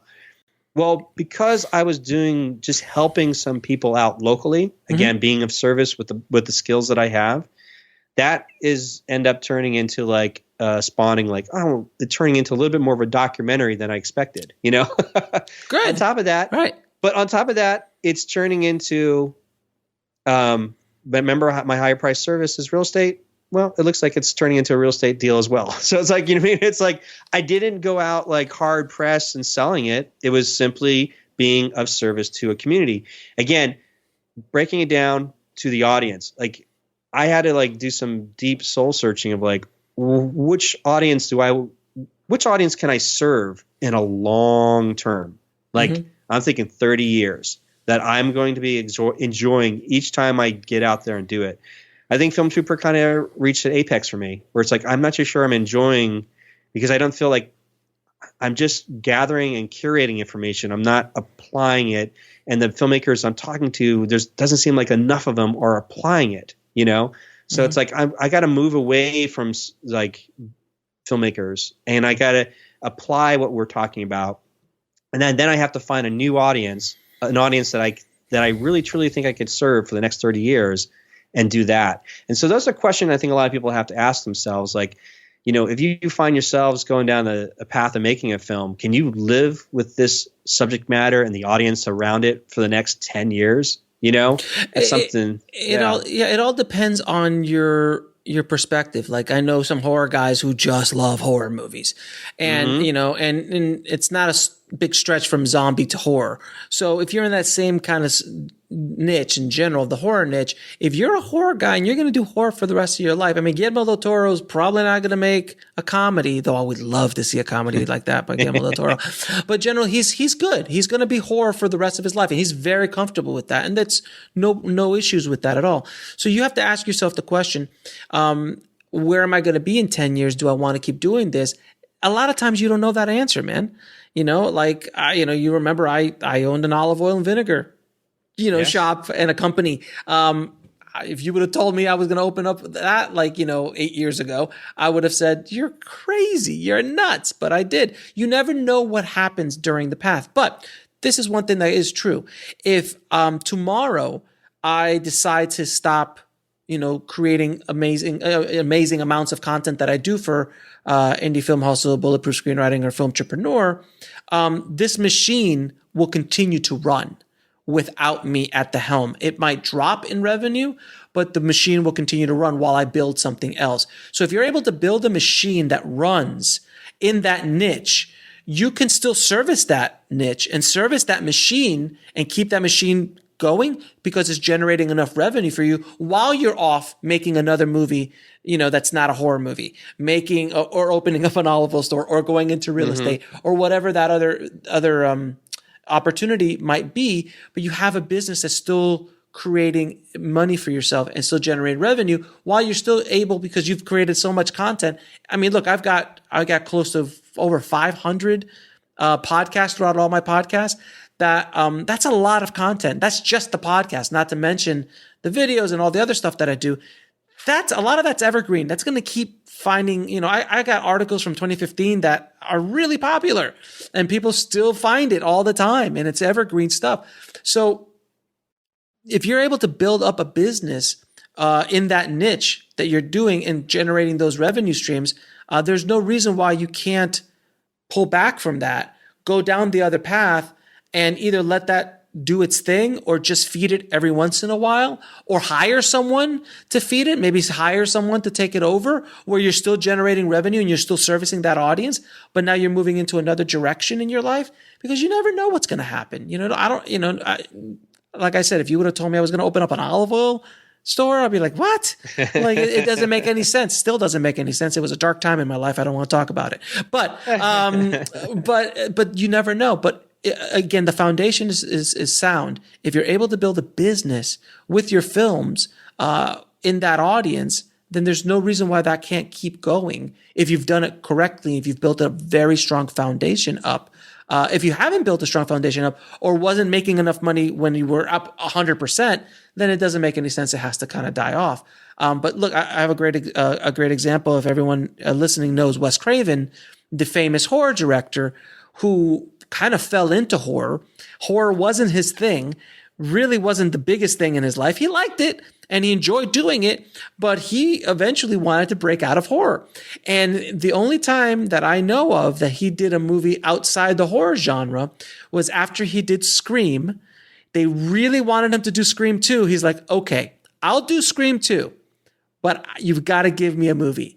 And that movie was called Music of the Heart, which was about a drama about 500 violins that go to a low-income school. It starred Meryl Streep and Gloria Estefan and had like NSYNC in it. And like that was the movie he wanted to make. And it's, by the way, wonderful film. I enjoyed that film a lot. It was really a wonderful film. But it didn't do box office numbers. And guess what? He didn't get a chance again. So now he goes back and he does Scream 2 and he continues his path down that road. But I know, because I was really good friends with his personal assistant at the time, that he really wanted to break out of that, especially as he got older.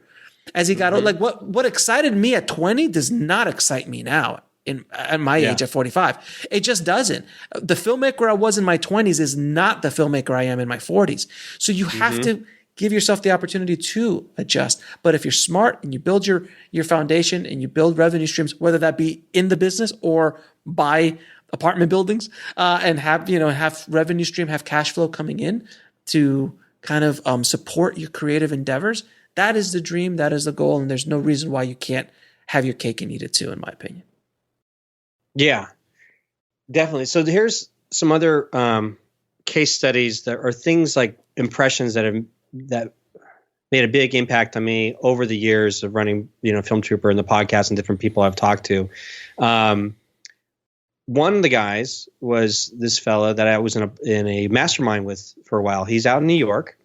He runs Bloop Animation. So if you go to YouTube, Bloop Animation, Mortimer Rose.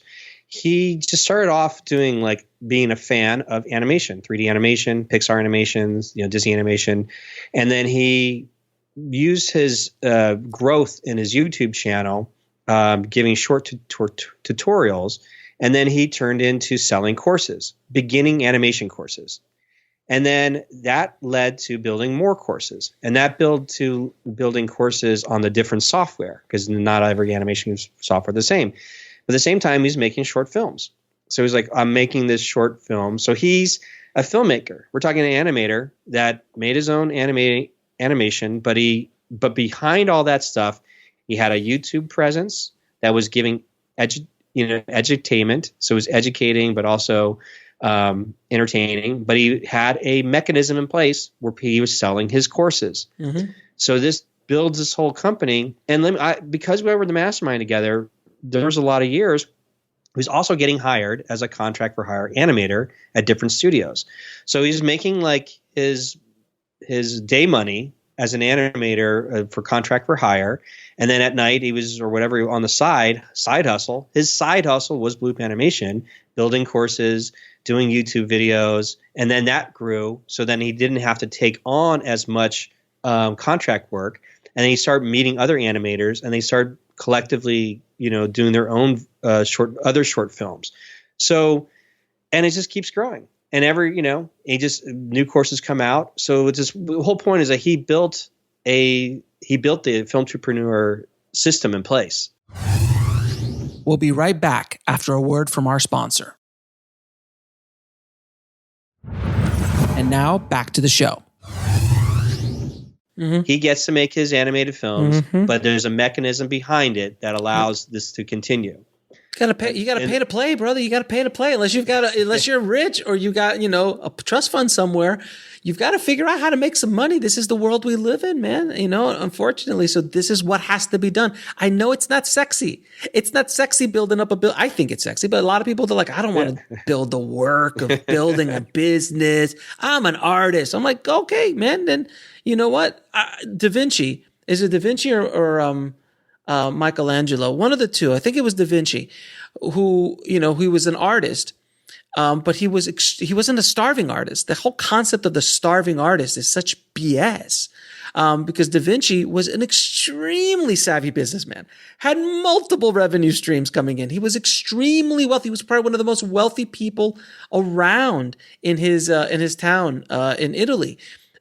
Because he was doing a million different things and he was hustling all over the place. So he was able to generate all this revenue and still be able to create the art that he wanted to create, sometimes it was commission, sometimes it wasn't. But that concept is something that we, in this world that we live in today, have to understand. If you want to be in show business, you need to understand the business. As our friend Suzanne Lyons says, the word show and there's the word business, and the word business has twice as many letters as the word show. And there's a reason. So if you don't understand the business, you will not get to do the show. It's interesting you brought up Da Vinci. I read his book, the Walter Isaacson book on him. It was fantastic, very long. But right, he got into plays. He was just not a painter. He was a lot of other things. Architect, everything. But one of the other aspects that you brought up that I want to make sure are the people listening is there's a thing about a champion. We talked about early on about David F. Sandberg, how James Wan came in as a champion. There is this thing that's true out there. Like you said, there is, in the world of filmmaking, there is that lottery ticket. But it's essentially, are you creating good enough content, good enough films that are interesting enough, and are you getting them in front of the right people, increasing your probability of moving to the next level? Because what you're looking for is that champion. Somebody, if you look through the trajectory of all your favorite filmmakers, there's always you realize wait, there's always just somebody behind it that was really helping it push forward. Oh yeah. Walt Disney, without his brother Roy, who was the banker, the logical one, the financier, the one who's making things happen, Walt Disney would not be as successful as he was. Correct. If you want to be an artist, you better partner up with a trusted, and the key word is trusted, because a lot of artists get taken advantage of, no matter what format you're in, music, art, movies, whatever, acting. People will get taken advantage of if you don't have the right champion in place. And so you have to do what you need to do to increase your probability of finding the right champion or putting yourself in the place to get to the next level, the right champion. So that's one of the major takeaways that I got from running the podcast is you really breaking down sort of that through line, like, oh, that's interesting if you want to get to the next level that way. I found my perspective on the champion is that I got tired of chasing the champion and trying to try to get the attention of the champion in the traditional ways. So I just decided to create bait for that champion to find me. And that bait could be an amazing short film that happens to fall on this person's desk. That happens, but that again is a lottery ticket in today's world, where if you build enough noise, you build an audience, you build something that makes you stand out from the crowd, because everybody and their mother has a good short film, but not everybody and their mother has an audience around the art or the work of a filmmaker and or company. And that is the new way, in my opinion, to get attention in Hollywood. Hollywood cares. I was talking to an actor, a very seasoned actor, friend of mine, who had coffee the other day, and he was telling me he was in a casting, and he was telling me how the world changed, because he used to be one of those actors who he played like the bus driver, the landlord. He just plays that guy, and he would be able to play the dad in these national spots. He'd do 1 or 2 national spots a year. He's good the rest of the year, offer residuals. Because the business has changed so much that residuals are going away, actors are getting, it's going to become worse and worse for actors as far as residual payments are concerned. He was walking in doing a casting, and he was there helping a friend of theirs. He was basically just reading lines for the other people. He's like, hey, do you want to come in? We'll pay you X dollars to sit there and read lines all day. And he did. And he'd sit there, and it would just be the producers. And the second before the person would walk in, they're like, John Smith's coming in, 75. And then it was like, Betsy's coming in, 225. And then like, 10. And these numbers would just be spread out.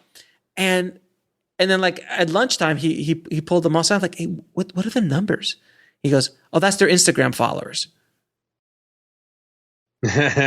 That's their Instagram followers. Yep. Because even for actors, you can't just be an amazing actor. That's not enough. You can't just be the best looking, the most talented, right for the part. It doesn't matter anymore. It does to a certain extent. Of course, let me just put it this way. All the things I just said, that's the starting point. Before, that used to be the finish line. That's the starting point. You just have to understand that there's at least another 10 people who have as much talent as you, are as good looking as you, and are as perfect for the part as you. And the only thing that differentiates you guys is your following, is the audience that follows you. As stupid as that might be, that's what it is. Period. And that's the world the actors are starting to walk into, and they have been in that world for a little bit now. But now filmmakers are going to have to start doing that as well, because their talent is great, and there's a lot of talented filmmakers out in the world. You're talking about generational. For the last 100, like alive, how many directors are there who are capable of creating amazing art and amazing cinema? There's just hundreds of thousands, if not millions, throughout the last 80 years, let's say, who are still alive and able to do it. And also the new actor, all the new directors and filmmakers that are coming up. So there's just too much competition now. Right. But if you're able to control that audience, if you're able to build something, whether that be a book that you own, an IP that you own, something that makes you stand out and want them to come to you, then you're in a position of power in that situation. And it's just starting you're not begging for an opportunity. You're having a conversation about being a partner. And there's a very distinct difference of having a conversation like, sir, can I please have some money for my movie, sir? Sir, with your hat out. Or that same person walking in, hey, I want to do business with you. That's a different conversation. And that's the place where I've figured out that makes most sense for me, is to partner with people, not to beg for opportunities. I create my own opportunities. And that's where you have to be in this world, I think. Right. And I want to definitely do the yes and. I think there's some great things that are put there. Yes. And because now people listening to this, like said, like, this is a marathon. This is like everything you're talking about. You and I, this is our opportunity to do this massive brain dump onto the audience to close out this show for me. But to do the yes and, it's true, which is I brought up again, like hacks. Like, well, how does somebody get all those Instagram followers? How does somebody get a following if you're starting from scratch? And that's why we talked about the advent of a hack, which is simply, okay, make a fan film. Like if you're a filmmaker, we're talking about filmmaking here. So you make a fan film, and I just put Star Wars out there. Sure. But Star Wars, because there's already a built-in following for that kind of content. And it's the same adage of saying, like, if you want to be the leader of the parade, just jump in front of the parade.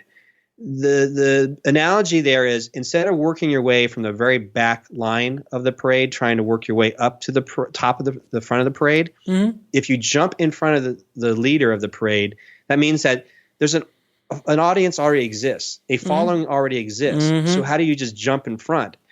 This hack of creating a fan film, like a Star Wars fan film, means that you can almost guarantee, if you do it correctly, by just making it for free, putting it up online, and tagging all the right places in Star Wars and all the fandoms that are out there in Facebook and Instagram and YouTube. Yeah. We'll be right back after a word from our sponsor. And now back to the show.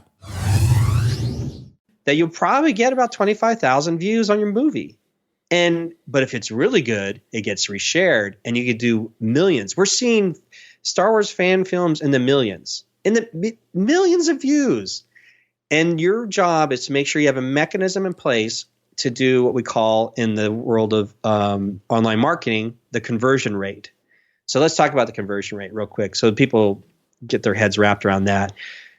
The days of like when you get mailers, like advertisements in the mail, like go to Bed Bath and Beyond or whatever it might be, here's your coupon.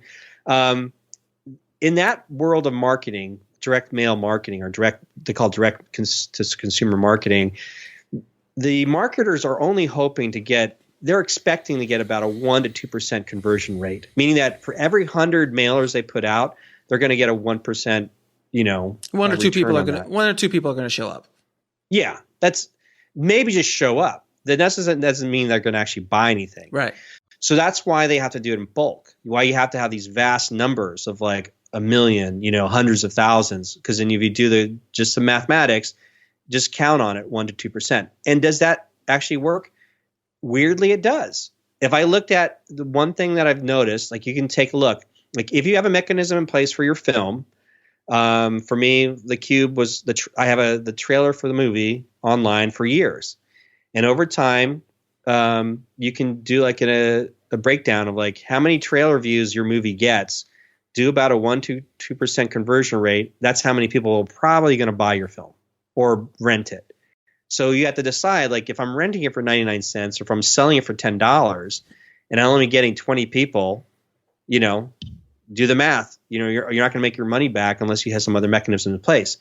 So some of the other case studies we have in terms of by having a Star Wars fan film or a fan film of some sort, you jump in front of the parade, you get like 25,000 views on your short film. Is there a way to do a 1% to 2% conversion of that following to your actual website, to the behind the scenes things you're offering, to anything about how you made the film, to get them onto a list? We call it the email list. Get them so that they're following you, so that you can follow up with them later with your own original movie. Hopefully it's of the same genre, so they're not totally thrown off. It has to be the same. It has to be the same genre. It has to be something. It has to be something similar until you build up enough street cred or reputation that you could jump genres, and like Kubrick, or those or Spielberg, or these people. Like for a while, Spielberg was not allowed to do anything other than fantasy action adventure films. Then he said, no, I'm going to do Color Purple. And then I'm going to do Empire of the Sun. I don't care. And to the point where he then did Schindler's List and Jurassic Park in the same year, and he was good. But go ahead. No. So that's right. So that we're looking at like this thing. understanding conversion rate, understanding the way to get in front of an audience. Another case in point, we can use an industry, something like music, something more relevant of today. Tori Kelly, this singer songwriter, she auditioned for American Idol. Was told by Simon Cowell that she has like one of the most annoying voices. This pretty girl from San Diego, but she was, changed by that. That was her plan. She got punched in the face. She got Mike Tyson, that the world changed for her, but she started doing cover songs on YouTube. Yeah. She worked on her craft, learned how to play the guitar better. So she, talk about jumping in front of the parade, which is simply like, what is the most relevant popular song going on right now? So a YouTube artist I'll do a cover of it. So they get a following because then, if somebody sees like, well, whatever the popular song is now, there's somebody did a cover of it. And then you really like that person. And she gets this following. And then she was able to say, I'm going to be releasing my next album or my own album. And then people realize her genius. She has like one of the most amazing voices in the industry. And the same thing happened if you're talking about actors. Somebody or a personality, like an on-screen personality, Michelle Phan, she did makeup tutorials on YouTube. Hey girls, like here's how you do this. Those are super, super popular. We're talking about conversion rate. Well, she did like how to do like makeup for like a Lady Gaga video because that's where the parade was. She piggybacked, jumped in front of that audience. Her YouTube subscribers jumped up to whatever, a couple million, right? Conversion rate, 1 to 2% converts into really dedicated fans. So even though she had a YouTube following of a couple million, I think the conversion rate got down to like, she was offering exclusive, like, hey, if you want to get pre-made like makeup packages sent to your house, join my club, and it's like $10 a month. So she has this free YouTube channel. She's got a subscriber base of whatever, a couple million. The conversion rate, 1-2%. She was looking at like 75,000 people that signed up. Now do the math there. 75,000 times $10 a month. I'll do that real quick. So 75,000. Oh no, that's $750,000. $750,000 a month. Yeah. She talks about she built her audience. Yeah. And guess what? Major makeup companies came calling. She signed $1 billion deal. She has her own makeup line. Of course she does. What we're getting at is like, these are the metrics or how to do it. So Alex is running Indie Film Hustle and all the other offshoots, Bulletproof Screenplay and Filmpreneur. But you massacred them. Yeah, but yes, sir. Thank you. So, it's what we're saying is that these are things that you can try to follow. It's easy to understand because when you get your head wrapped around it, it is so hard to execute. But it's simple. But it's simple though. It's easy. That's the thing. It's easy to grasp, but difficult to do. It's like playing the guitar sounds easy, looks easy. But to actually do it is extreme. To bake a good bread, it's simple ingredients. It's like, because I just baked the bread because we're in quarantine. But it's like 5 or 6 ingredients. And everyone has the same 5 or 6 ingredients. But what do you do to execute it, to do it very, very well? Writing, same thing. All great art forms. It's simple, but to execute it at a very high level is very, very complex. Executing on, so I make my show. And so like, I'm not doing the YouTuber paradigm. Like it's not just a vlog show, it's people look at it and go, it's kind of like a vlog show. But the thing is like, I'm not trying to bet on the YouTube system because YouTube, if you want to be a YouTuber, they want you to be producing every day. Yeah. In order to feed the machine, in order to keep your subscriber count high, to keep the notification, to be part of their algorithm that you get to see all the time.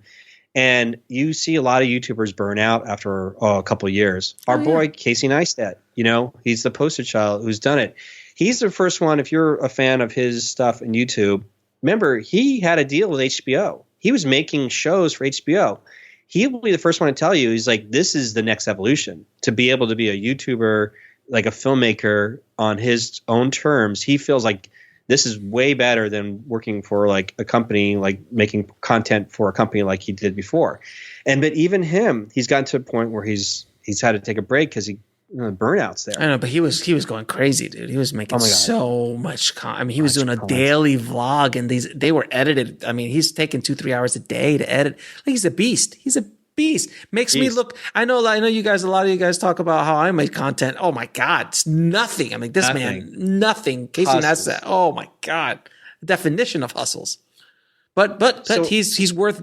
I mean, he sold his app, his like YouTube app or something to CNN for $60 million. Like, he's, you know what I mean? Like, he's all right. I'm not crying for Casey, but he busted his ass for a decade doing this. And then again, he's finding other ways to leverage and license and exploit what he's created to other venues. Correct. I think for people, we started this episode talking about, I was mentioning like the biggest takeaway I had was that our films, or like all the money's in the action figures from George Lucas, like our films are nothing more than advertisement for something more expensive. If you look at the world of music, I think no better example is Beats by Dre.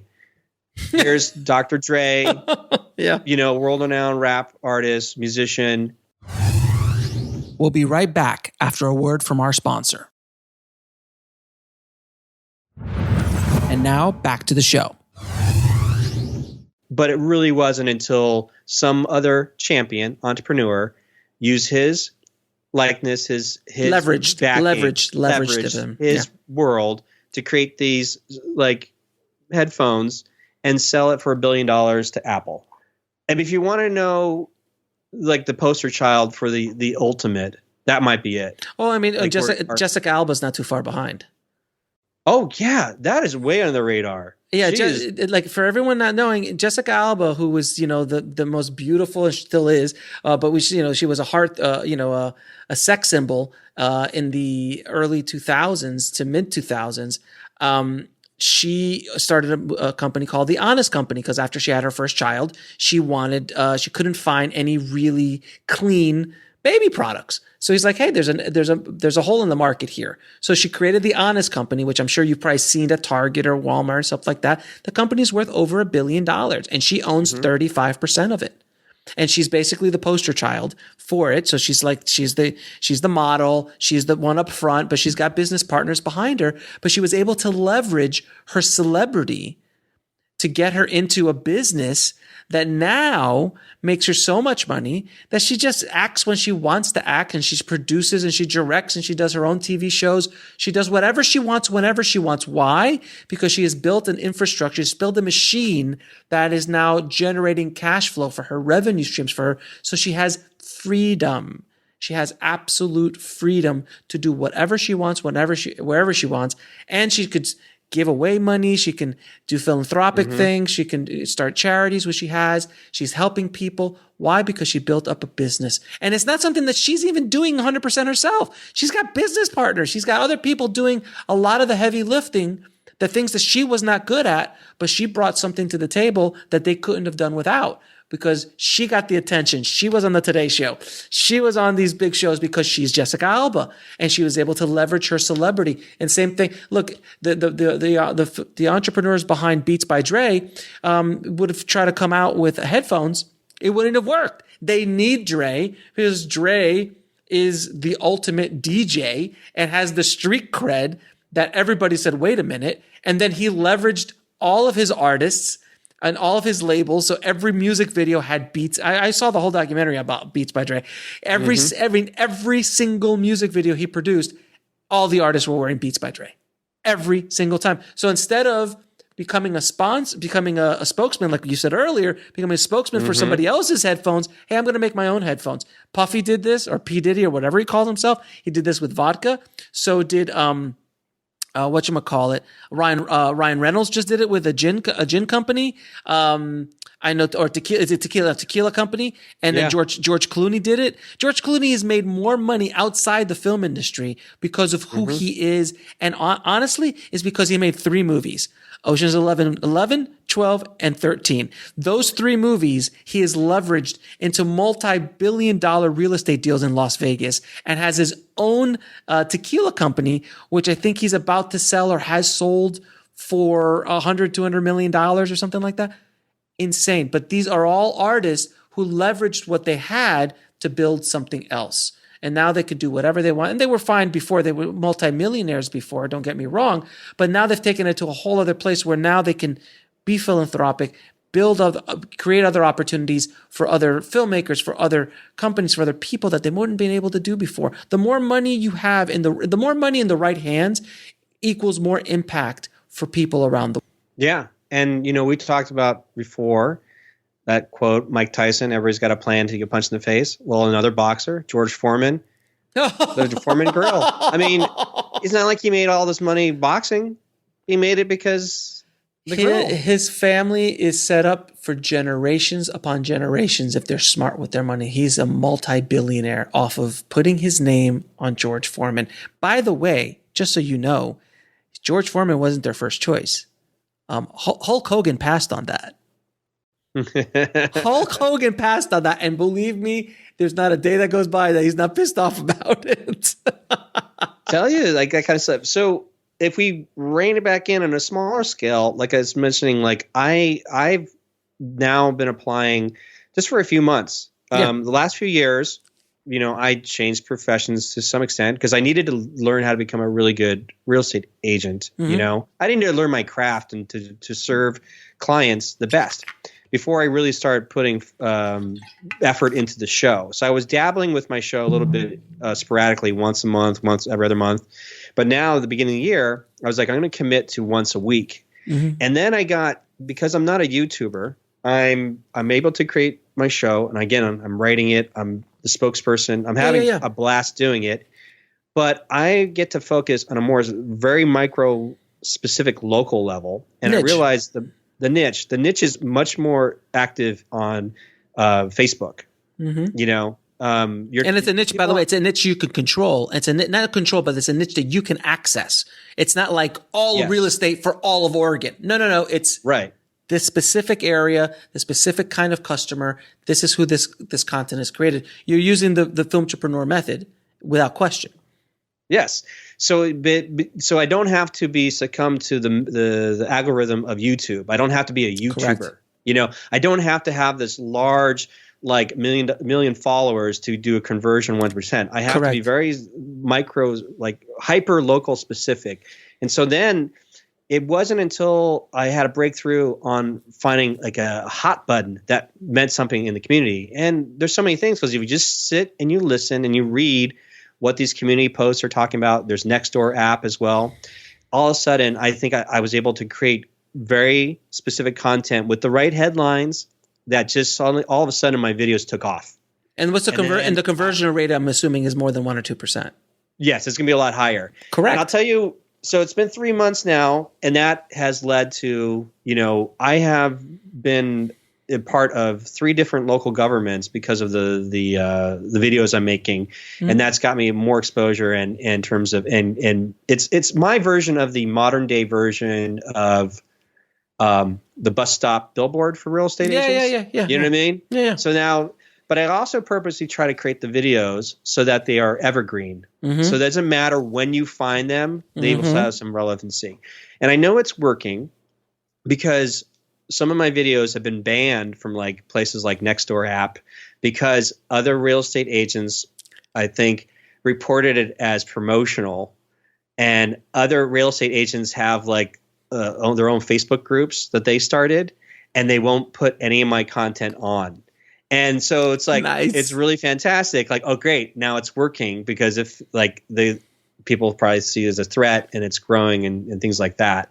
So I wanted to share that with the audience, is saying, here we are talking about how you and I are applying these things in our daily lives. And it's a struggle. It's at work every day. It's not like we're pimping it. It's like we are work. It's a struggle every day. But the big difference is that I love doing what I do every day. And me too. I finally got there. Yeah, it's enjoyable. And I want to do it. I just want to do it every day. And it's so addictive to help people in my side. And I know you too, you're helping people get houses, but you're also able to express yourself as an artist. These are the times where the greatest opportunities are presented. If you're smart, this could be the time where that great shift that you need to make in your life happens.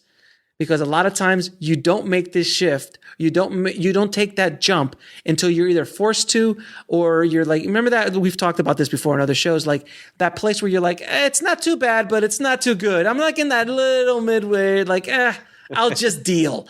That kind of world. You only move when you become completely uncomfortable. So you're going to go to the gym once you find out that you just had a heart attack, or your blood work came back, and like, if you don't change something, you're going to die.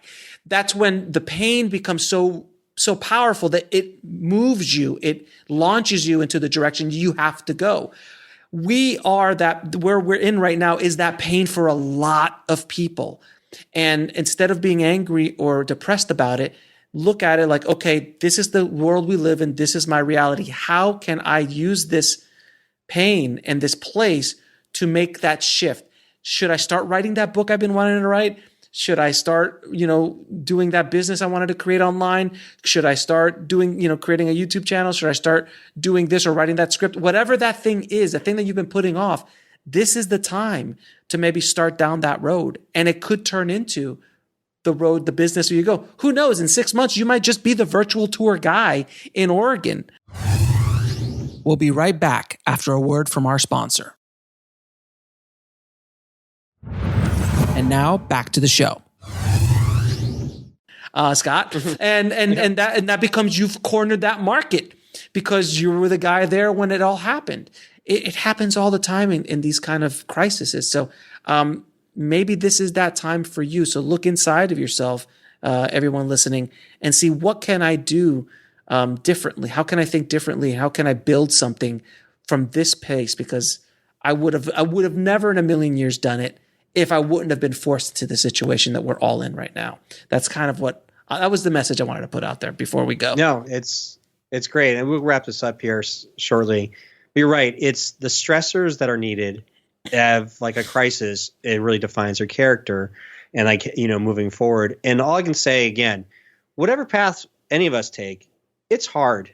Every day is going to be hard, but it's what's you and I were talking about.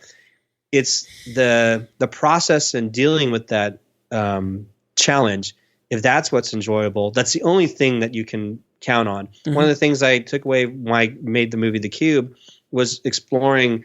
My mom's from Thailand, my dad's from New York. There was growing up with necessarily like two ideologies, but the Buddhist teachings was like this one quote that was really simple. It's like, really the whole point of life is to share your knowledge with others. When you acquire it, you share it. That's it.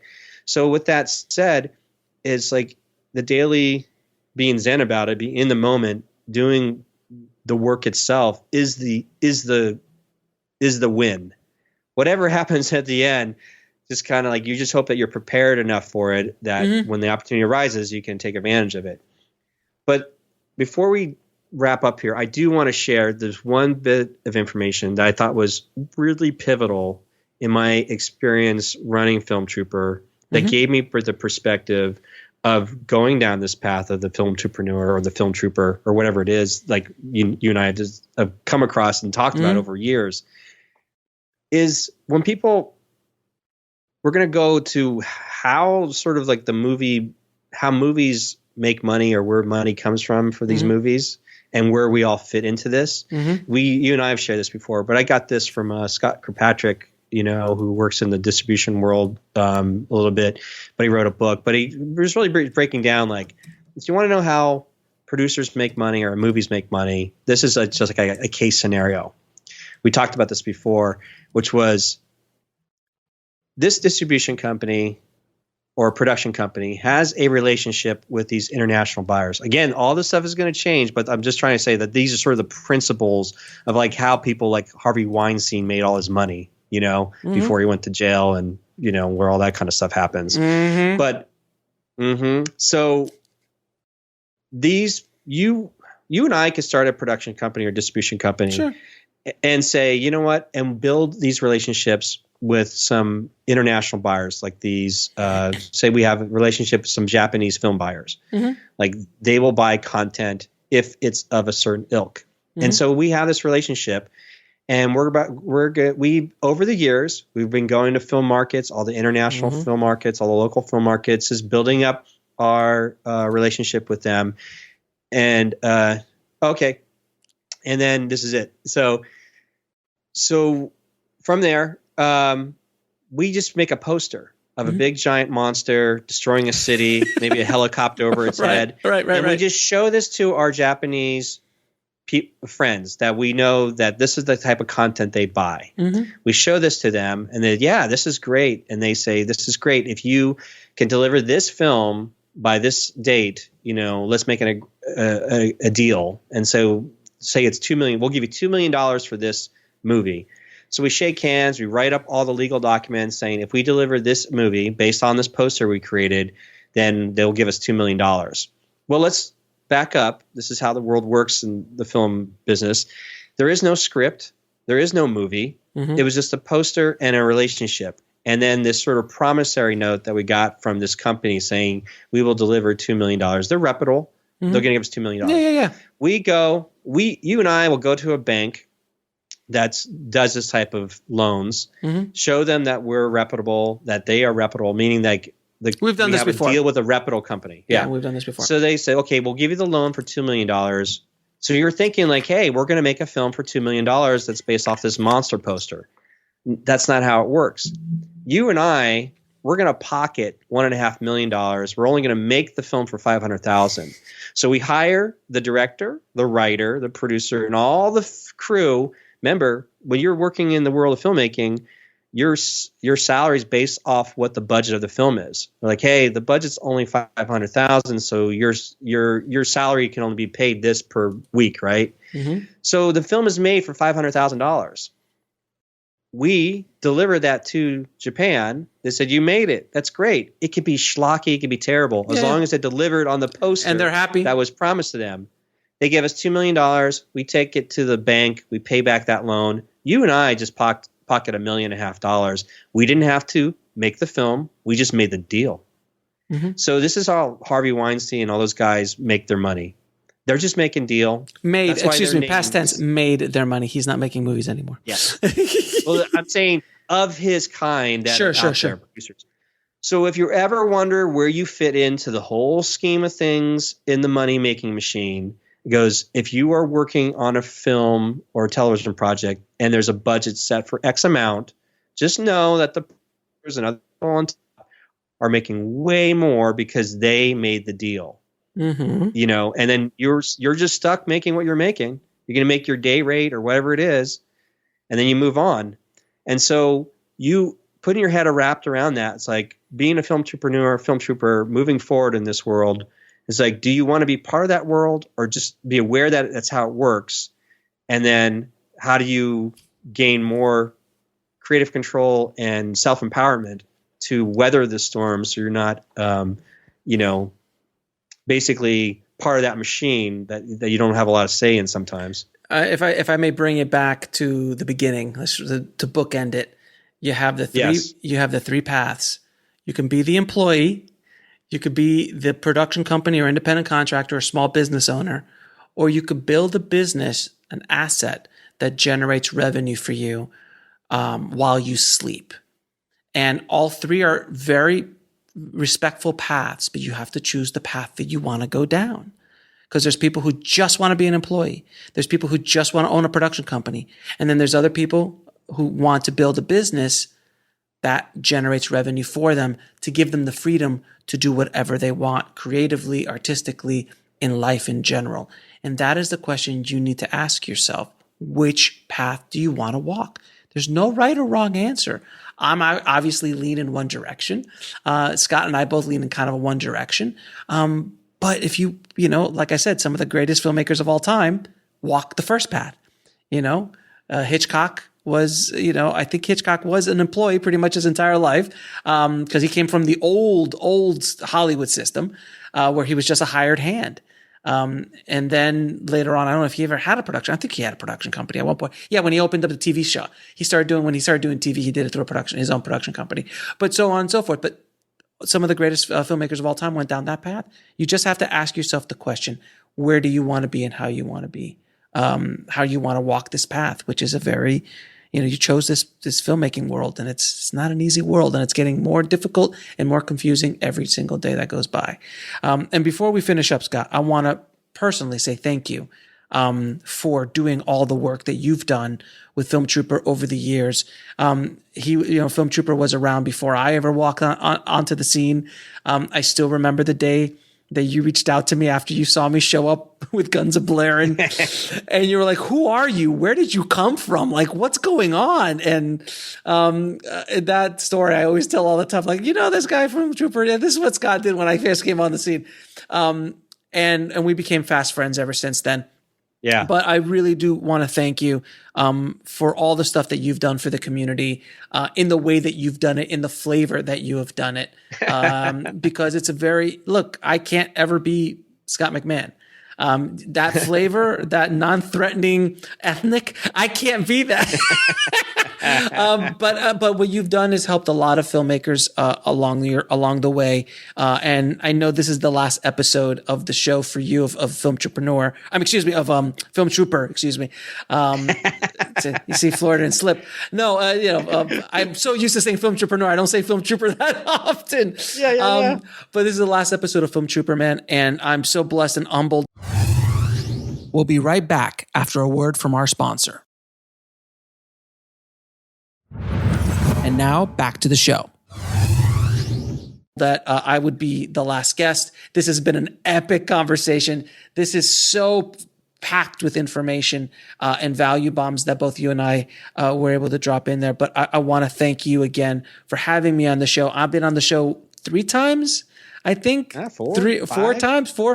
I'm one of the. I've been on the show a few times, and I truly, truly, truly appreciate everything you've done for me, for my audience, my tribe, but more importantly, what you've done for the Film Trooper tribe and for filmmakers who ever had the pleasure of listening to one of your podcasts or consuming some of your content. So, from the bottom of my heart, my friend, thank you so much for all the work that you did, and you will be missed. But I hope this is a good send off.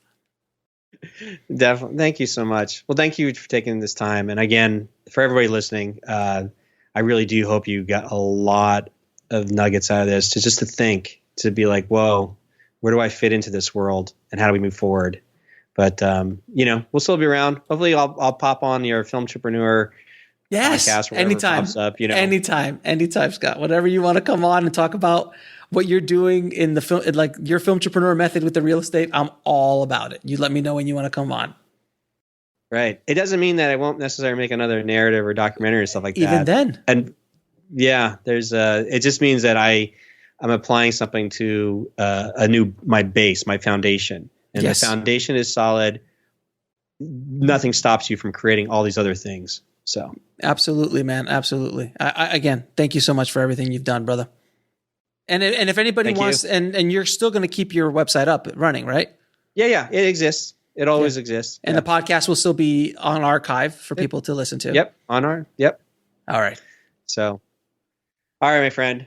We'll talk to you soon. I want to thank Scott for not just being on the show and also having me on as his last and final guest on his podcast, but I truly want to thank Scott for all the hard work and dedication he's given the indie film community in all that time that he's been running Film Trooper.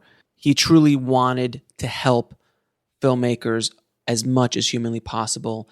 And if you haven't checked out his book, Surviving the Hollywood Implosion, I would definitely suggest you check it out. And if you want to visit Film Trooper, which is going to stay active as an archive, you can listen to all of his podcasts, his articles. He's got a ton of information and great knowledge on that website. So please head over to the show notes at indiefilmhustle.com/383. And I'll have links to everything there. And if you haven't already have an Audible account, you can download his book for free by signing up through Audible. And the link is in the show notes as well.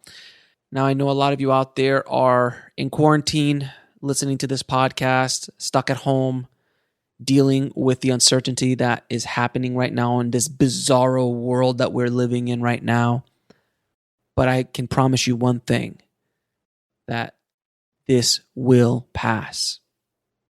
And this time that you have locked up in quarantine by yourself or with your family or close ones, you need to prepare yourselves as much as possible for whatever comes our way in this business. You should be taking this time to educate yourself.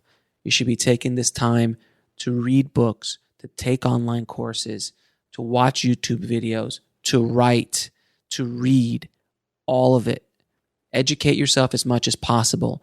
Make those contacts. Have Zoom conversations or Skype calls with other filmmakers. Create groups. Talk about what you guys want to do, how to do it. Start thinking outside the box. But prepare yourself, because when this is over, I want you all to be locked and loaded, ready for action. The business will change, and it will not be what we once was, but it will be a new version of normal, and I want you guys to be prepared for it. I promise you, this will pass.